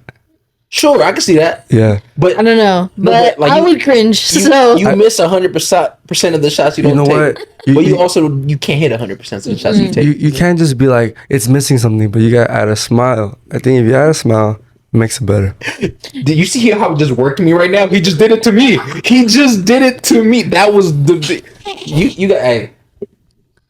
You got game. He just tried to he just rizz ran you game up. on me. He just rizzed me up. That's I'm sorry, I wasn't familiar with the game, dog. My bad. Give me some. Yeah. Ever since I got the braces, that's it. I taken over. What is it? The braids? My bad. No, the braces. Straight smile, perfect. Yeah, no, you've been in a different bag, moving confidently. But yeah, for sure. Yeah, you want to move on to the next question? But yeah, you wanna share any other? Yeah. What about you? What's your Yeah, or go-to you pickup wanna line? just- my go-to is Wait, you want to see me next week? I like your pants. Really? Yeah. That's a good one. It's like I have those pants too. I like your pants. And then she's like, I have a boyfriend. Yo, that part. And then I'm like, You right. okay, I was just complimenting your pants. Yeah. But if it's the other way, then it's like, Yeah, that's so funny. No, that's nah, I don't really have a go-to, honestly. Like, I'll just say, I like your pants, or, hey, are you straight? I feel like you can't go wrong with either of those. I feel like those are pretty much covers all the ground that you Yeah, can, I follow so many girls on Instagram who I just was like, hey, I like your pants. That's it. Because pants are a very nuanced article of clothing. I feel like you gotta compliment somebody on something that, like, they can control. You Yeah, know? exactly. So it's like, if you're like, oh, you're so pretty, and like, like, I yeah, no. like your eyes or whatever, it's like, Yeah. I like they Sure. can't control that, Yeah. and so it's like not that important to But her them. pants though. But if it's like, her I like your pants, pants, though, like she chose she those. chose those pants because they spoke to her. Yeah. Or it's for you to. Yeah, no. Their eyes, their body, like, Curtains. whatever, like, Yeah. they can't pick those things, but their pants, their style, their piercings, their tattoos, like, they can, they can choose those things, and so they like to be complimented on those things. I mean, Fellas, are you paying attention? no. Free game. Wait, Free game. Wait. I want to put a stop to that. Because Oh. I mean, I'm a woman and I'm Sure. friends with women and Yeah. I know what women Sure. like and like to be complimented Sure. on. I like your nails. And thank you. See, exactly. I just fucking chose that, and like, look, he just made my heart like skip a fucking beat, bro. Oh my Because I God. chose those. I chose these nails. If he was like, I like the way your fingers are shaped, I'd be like, bro, like, I didn't fucking choose my fingers to be shaped this way. But he's like, for a split second. he's like, yo, I like your fingernails. I'm like, oh Yeah. shit, like my heart skipped a beat. I was like, damn, Sure. I chose for my nails to be this way. Yeah. You know. Bet. Free game. Taking notes. The worst one I heard was my name is so and so, but you can call me tonight. Yeah, bro. The fucking Wow. 90s called. They want their pickup lines back. that was a corny one too. That was a corny joke too. All right, this is for you, Russ. Oh Lord. Somebody said, "How many stocks do you really have in stock?" 1, 2, 3, 4, 5, 6, 5. Never is a lot of hands I got. Oh my. Freaky ass and just stay ass aside. You heard it here first. Freaky He is ass. 69. God. Better stay inside. All right. Somebody said, "If you could choose, which decade would you live in?" 10 years earlier. 1 decade earlier. The 80s. So Born say- in the 80s. Say I was born in 97. Right. I am born in 97. If I had to, I would take it back 10 years. 80s. Yeah. Why? I just feel like living in the 90s while you were old enough to actually be conscious of it would have been something, because that's the culture that I grew. But by the time I was getting all my research done on the 90s, it was fucking 2006, 2007. You know what I'm saying? That's only when the years I'm old enough to actually consume and like let that shit mold me, right? And I feel like the 90s molded me, even though I didn't even experience the 90s being born on the back half. But what about you? What decade? Because I always hear this. People always talk about, oh, I was born at the wrong time. Oh my God. I honestly am. I feel like I was born in the right time. Honestly. Yeah, exactly. Like, I feel the same way. I feel like I was born exactly when I was needed. I love ghosting and situationships. I'm ghost. And also, I feel like you say you were born in the right time because I feel like it's more accepting. You know. Or I would have been born like in the 70s where like being gay wasn't accepting, and I would have been like one of those bitches. Some rebel fucking- shit. Yeah. Yeah. Damn. I would have probably like. Oh no, I would have probably risked my life, honestly. I'll take it a step further. A decade, 100 years from now. Damn, for what? Yeah, I don't know. I'd like to see what that looks like. just Yeah. just to fuck around. Yeah. I understand that I would have no frame of reference. If I had like the understanding of what life is like today. Sure, all of exactly. that, Yeah. yeah, and then Yeah. I mean, it would make it different. Like, which decade would I go back to like No. to see where I would like to be, you know? Because, but I think knowing what I know and whatever, how everything life has played out and the world has played out, like I feel like I was born in the right fucking time. Are we If I Gen could Z? choose to live anywhere, like I'd live now. Are we Gen Z or are we millennial? Millennial. I think we're on like the cusp, but That's I the think we thing. are millennial. You know what that is? That right there, what you just said, that's why I think we were born at the perfect time. Because we were like the last generation to know what it was like before the internet hit. Right? Like we have a taste of both. Yeah, we were able to taste that, right? Like taste what it was. We were kids in the midst of it. I think we were the only generation that was kids in the midst of like no internet and then internet. Yeah, and then like feeling both of them. And we were in that pocket where we weren't so old that when the internet came along, that we were just like I it went over our heads, you know. I was outside all the time when I was a kid, like playing outside, riding bikes with the kids in the neighborhood. Exactly. All of that, and then I had another part of my life where like I was on the internet fucking talking to boys on MySpace because I thought I was straight. Yeah, facts. Or I was confused. Yeah. But I feel like I had both of those, and so I don't know. I feel like if I could choose to live in any generation, I'd probably still choose the same. It's the best one for the us. 90s. Be born in the 90s still. Yeah. Facts. You born 94. 94? 95. 95 babies. 96? 96, yeah. 97. 97. Where would you choose to be born? 96? Honestly, I would like to be a teenager in the 90s, so born in the 70s. Oh, damn. Born in the Crack 90s. baby. Born in the 80s. My bad. No, born in the 70s. Well, then you would be like a 20-year-old in the 90s. Well, because I feel like just, You'll be in the club? You want to be in the club? The 90s That is the music, crack generation, honestly, 90s music is like really nice to dance to. Fuck yeah. Besides that, I want to live long enough to at least still have the dollar menu for a good decade, you know? That is But such... the dollar was worth less back then. Yeah, but Damn, that's deep. you could do a lot with a dollar. I'll tell you that.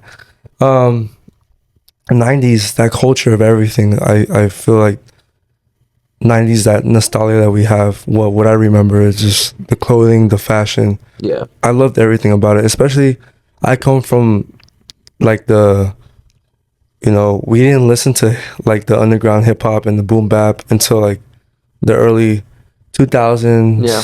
But And then it was already like 5-10 years old. Yeah, but to be in the midst of seeing Tupac in it, Biggie, Michael Jackson, well, I mean Michael Jackson, but like those hold the fuck up, what was that? What do you mean Michael Jackson? Yeah, what do you mean? I'm just like, for me, Michael Jackson, I'm not like he's a really good artist, but for me, rap and hip hop, it does a lot more. Yeah, I feel the same, honestly. It speaks a lot more to me. I grew up with my dad listening to only like hip hop, honestly. Okay, so like to me, like my dad, so like Michael Jackson, yeah, like he was there and he was cool, like the king of pop, but like I didn't listen to that with my parents. Like I listened to hip hop and whatever growing up with my parents. I like on the real, I rather listen to like Today Was a Good Day than Don't Stop Till You Get Enough, to be honest. Now today, like I fuck with Michael Jackson. Like I appreciate him and all of that. So like back in the day, I didn't really listen to him, but now I definitely do. Yeah.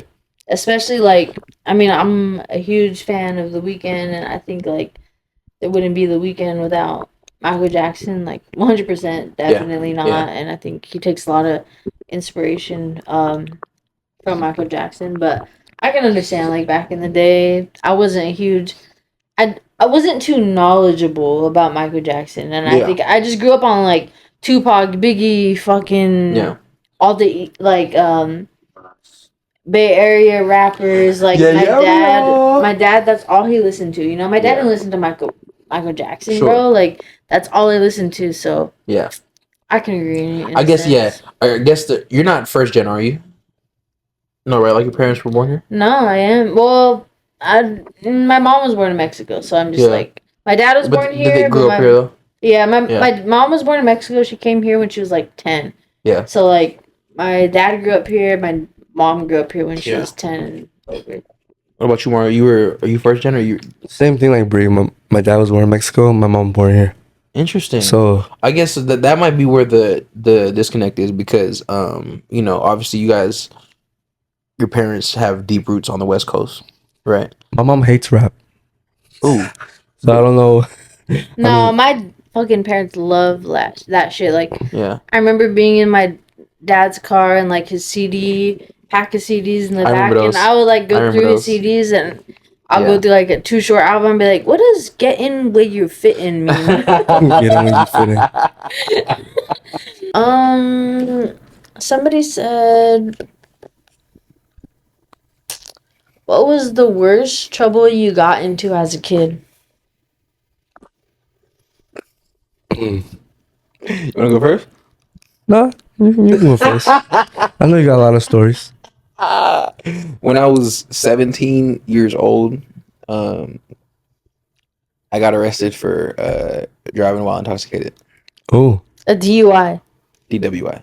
DWI? I guess it's a D. Driving DUI. with intoxication? Like, what is that? Like, I think it's the difference is like weed versus alcohol. Oh. Yeah. 17? Yeah, I was 17, and my parent, and at the time it was like a double homicide, because my parents didn't even know that I was smoking weed. Right.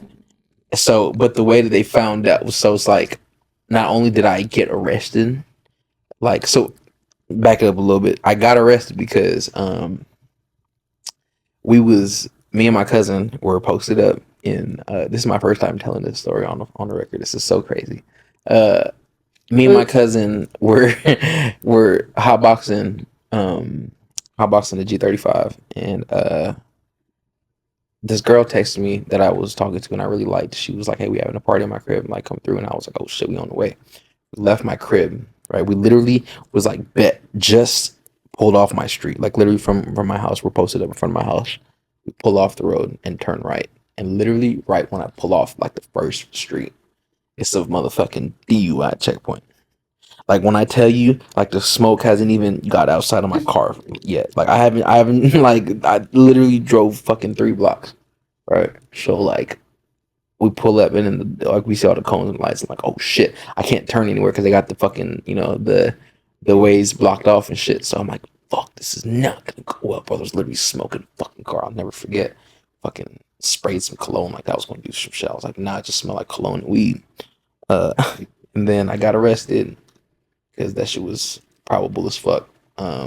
So my parents had to come bail me. And that's the thing, I got arrested on my block and they didn't want to let me like release me to my parents on the block. They wanted to make an example of me and put me in the back of a squad car and drive me down to the station and process me and let me take a mugshot. And then they couldn't throw me in with the rest of the adults because I was 17. You have a picture of your mugshot? I never could find it. I wanted to because I was a minor. They don't release that. Okay. Yeah. So they couldn't, because I was a minor. They couldn't put me in the holding cells with the rest of the adults. So they had to take me to solitary. They had to take me in the back, right? But then they didn't want to like close the door on me. So like they put me to solitary. They left someone like there in front of the door with me. So like, but literally by the time I got there, like I only had to spend like less than an hour there because like my parents had been called on while I was on location, like while I got it, which was like 3 blocks away. So by the time I got there, they was already on the way, like so I got in so much trouble because not only are they picking me up from the station, but it's like, not only did I get caught for smoking weed, but I got fucking arrested for it. And like, oh my god, that was the craziest shit. I've never been in so much trouble in my fucking life. Was crazy. I beat the case though. I did. I pled not guilty. And I beat that shit. Nice. So if you ever hear me on a hip hop song talking about I was 17 when I beat the case, he was lying. He was just joking. It's not technically a lie. It's just, yeah, you beat the case with a fucking traffic ticket. What? Fucking DUI case. It's still a case. It's not a murder case with them. But it sounds cool when I said it though. Damn, it's always been on my bucket list to like get arrested. Get the fuck out of here. No. But that was like a bucket list I made when I was like 20 years old. Get arrested? So I thought you were about to say like 14. No. 20 is fairly recent. Now I'm too old. I'm just like, nah, I can never get arrested. You don't my parents don't even live here, so like I can't even get bailed out by them. If you get arrested, you gotta spread your cheeks. You know that? Not me, just you. I'm just saying. I spread the cheeks. Oh. I spread people's cheeks. You spread the cheeks. Oh shit! Wow. You heard it here first. Where's the confidence? On the Buzz Buddies podcast. Where's the confidence out of nowhere, huh? All of a sudden. What about you? What was the most trouble you ever? Most trouble? I think is just in high school, I'll get in trouble for just smelling like weed, but not having weed, but smelling like it. Yeah. So you got in trouble with the actual school. Yeah, and they would just send me to the dean, and I mean, the most they can do is just, don't bring the smell again, because they didn't find anything. So yeah, but that's probably the only trouble I got in. Yeah, I had the juice in high school. I was always cool with all the deans and shit. So like they let me slide on them way more things than they should have. Oh wow. Yeah, but what about you, Bree? What was your instance? Dude, I never got in trouble as a kid. Like, ever. Lame. Even as an adult. She did the trouble, but not get in trouble. She didn't get caught. That's the difference. That's the difference. She was up to no good. The difference is we got caught. It's because I'm a Pisces. Like, we're sneaky. The worst sign. We're sneaky. The worst sign is crazy. Do the deed, but won't get caught for the deed. Sneaky links. What about? I think we got one more question. Was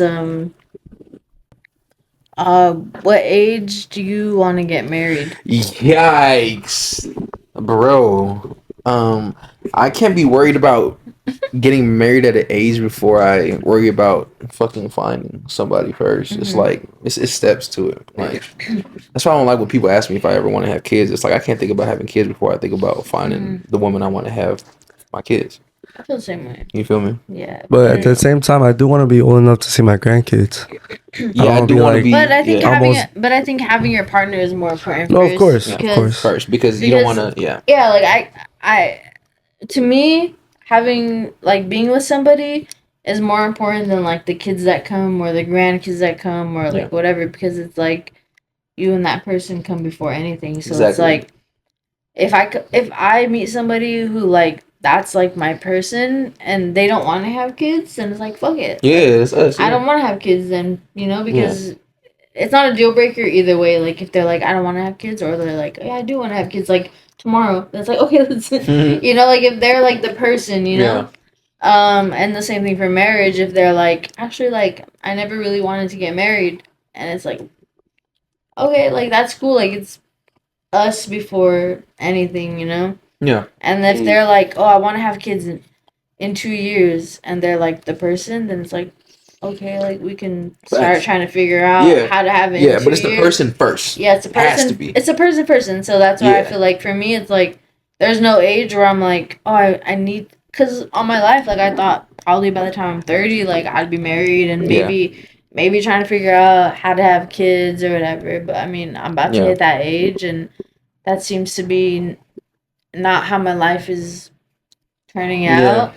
And I think if and when I meet that person or the person, then like I'll know, and it's us before anything. It's not a deal breaker if they want to have kids and they want to get married, and it's not a deal breaker for me if they don't want to have kids and they don't want to get married. Because for me, I never envisioned like I need to get married by this age and I need to have this and this and this. Like facts. It was never about that for me. So. Sure. I think it's a relationship first. Yeah, it's the person above everything. Us first, and then like everything else comes after. Also, one thing is that it's good to have your deal breakers because boundaries. those are the things that you want. So you don't.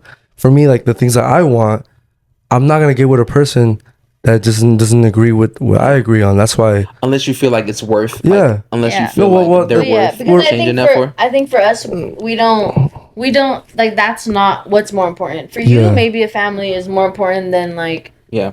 If I find somebody who's like this and this, but they don't want a family, then like that's a deal breaker. But for us, it's like me and that person and what we want before like the family and all of that. That's the thing. If you both agree on the same things, and that's how you know you find your person, when you agree on the things you want, not just change. I feel like I don't want to change. If a person doesn't have my deal breakers, I'm not gonna change myself for them. Sure. If we can agree, I see exactly. Exactly. That's what I'm saying is that's your thing. Like that could be your deal breaker. Right. But I think for us, we can agree that like if I'm with somebody and like to me, I'm just like if I find somebody and I'm like. Okay, I've never been with somebody who I'm like, I want to bring kids into the world with this person. Yeah. But if I find somebody who I'm like, okay, like I could see somebody, like I could see like parenting with this person and they want to have kids, like absolutely. Yeah. Then I could be like, okay, yeah, like I can have kids with this person. Yeah. But it's never like if they're like, oh, I don't want kids, I'm not like, oh, sorry, I can't talk to you. Because to me, like that's not the deal breaker. To me, it's like the relationship I have with this person comes before anything else. Yeah. I agree with that. I actually agree with both of you guys because Mario's talking about I think it's good that you definitely are not going into a relationship being like, I'm down to change for you, right? It's good. It's important to have your deal breakers, right, and your boundaries, right. But then once you're in it, right, that's when you decide like which boundaries are worth keeping, right? Which one? Because like, who's to say that like when you do find the right one, right, you might have a deal breaker that you think is a deal breaker, but then like you might meet somebody and it's like, you know what? My bond with this person is so special that maybe this isn't a deal breaker for me anymore. And to me, it's not like super important either way. It's like it's not a deal breaker either way, and it's not like I'm changing my thoughts or my mindsets or my preferences for somebody. It's Sure. like I could be open to things depending on circumstances. Yeah, open to it. That's the word. Yeah. You guys cooked with that. You guys are both very emotionally intelligent. Low key. High key. Yeah, no, it's not even low key. You guys are very in tune with your emotions. I kind of pride myself on being the same way. So like I appreciate that in you guys for sure. Thank you. Remember when I called the podcast the Buzz Friends? Buzz Friends. that Welcome was like to 3 hours ago. Buzz Friends, Buzz Show, whatever you want to call it. We're Buzz. That's it. Yes. I've been RussGreezy. RussGreezy. Well, I think that's it for episode 6. Yes. Yeah, absolutely. We'll be back next week with episode 7.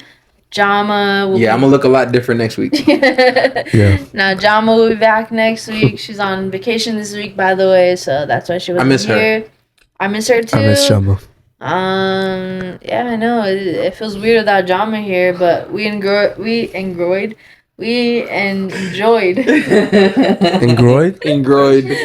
What did she say? I just created a word, bro. Yeah, facts. You cooked with that one. Yeah, Yeah. we enjoyed having Russ here, and Thank you, hopefully me, Jama, Mario will have you back on absolutely. on Buzz Friends. Oh yeah, Yes. but you guys have definitely taught me a lot about just what it. Emotions. Damn, I was gonna get that. I was gonna say about putting a podcast together, but yeah, I guess that too. Yeah, emotional sensitivity and accepting your flaws, and It's okay to cry, man. You need to cry. you're right. The water signs. Yeah. Well, with that being said, thank you guys again for having me on. I have been RussGreezy. This is Bree. Bree. And Mari Sands, Buzz Buddy signing out. Jeez. It's Jama. 3 A's, 1 underscore. Is that her? It's her thing. Yeah. But nah, Jama will be back next week, and We know, bro. God damn, bro. I'll be back next week, and then RussGreezy will be I'll be somewhere. back with I'll us be adjacent. eventually. Uh, The 4 of us, capacity. RussGreezy will be back. That'd be lit. He'll be back with a Popeyes order that finally gets right. I don't even go to that. Yeah, you should bring us Popeyes. I literally don't go to that Popeyes. And like I haven't been back there since. It's so The serious. one on Van Owen? It's so serious. Ugh. Yeah, that ratchet ass fucking Popeyes. There's another bro. one on Van Owen, right? Or is it on Sherman Way? It's on Sherman. Okay, you should go to the Popeyes on Sherman Way. Yeah, I will. Yes. If I go to, I promise you that if I do go to Popeyes, it'll be not that one on Van Owen. Fuck that one. All right, Ratchet ass Popeyes. Buzz Buddies Buddies signing off. and we'll see you guys in episode 7. 7. See you guys.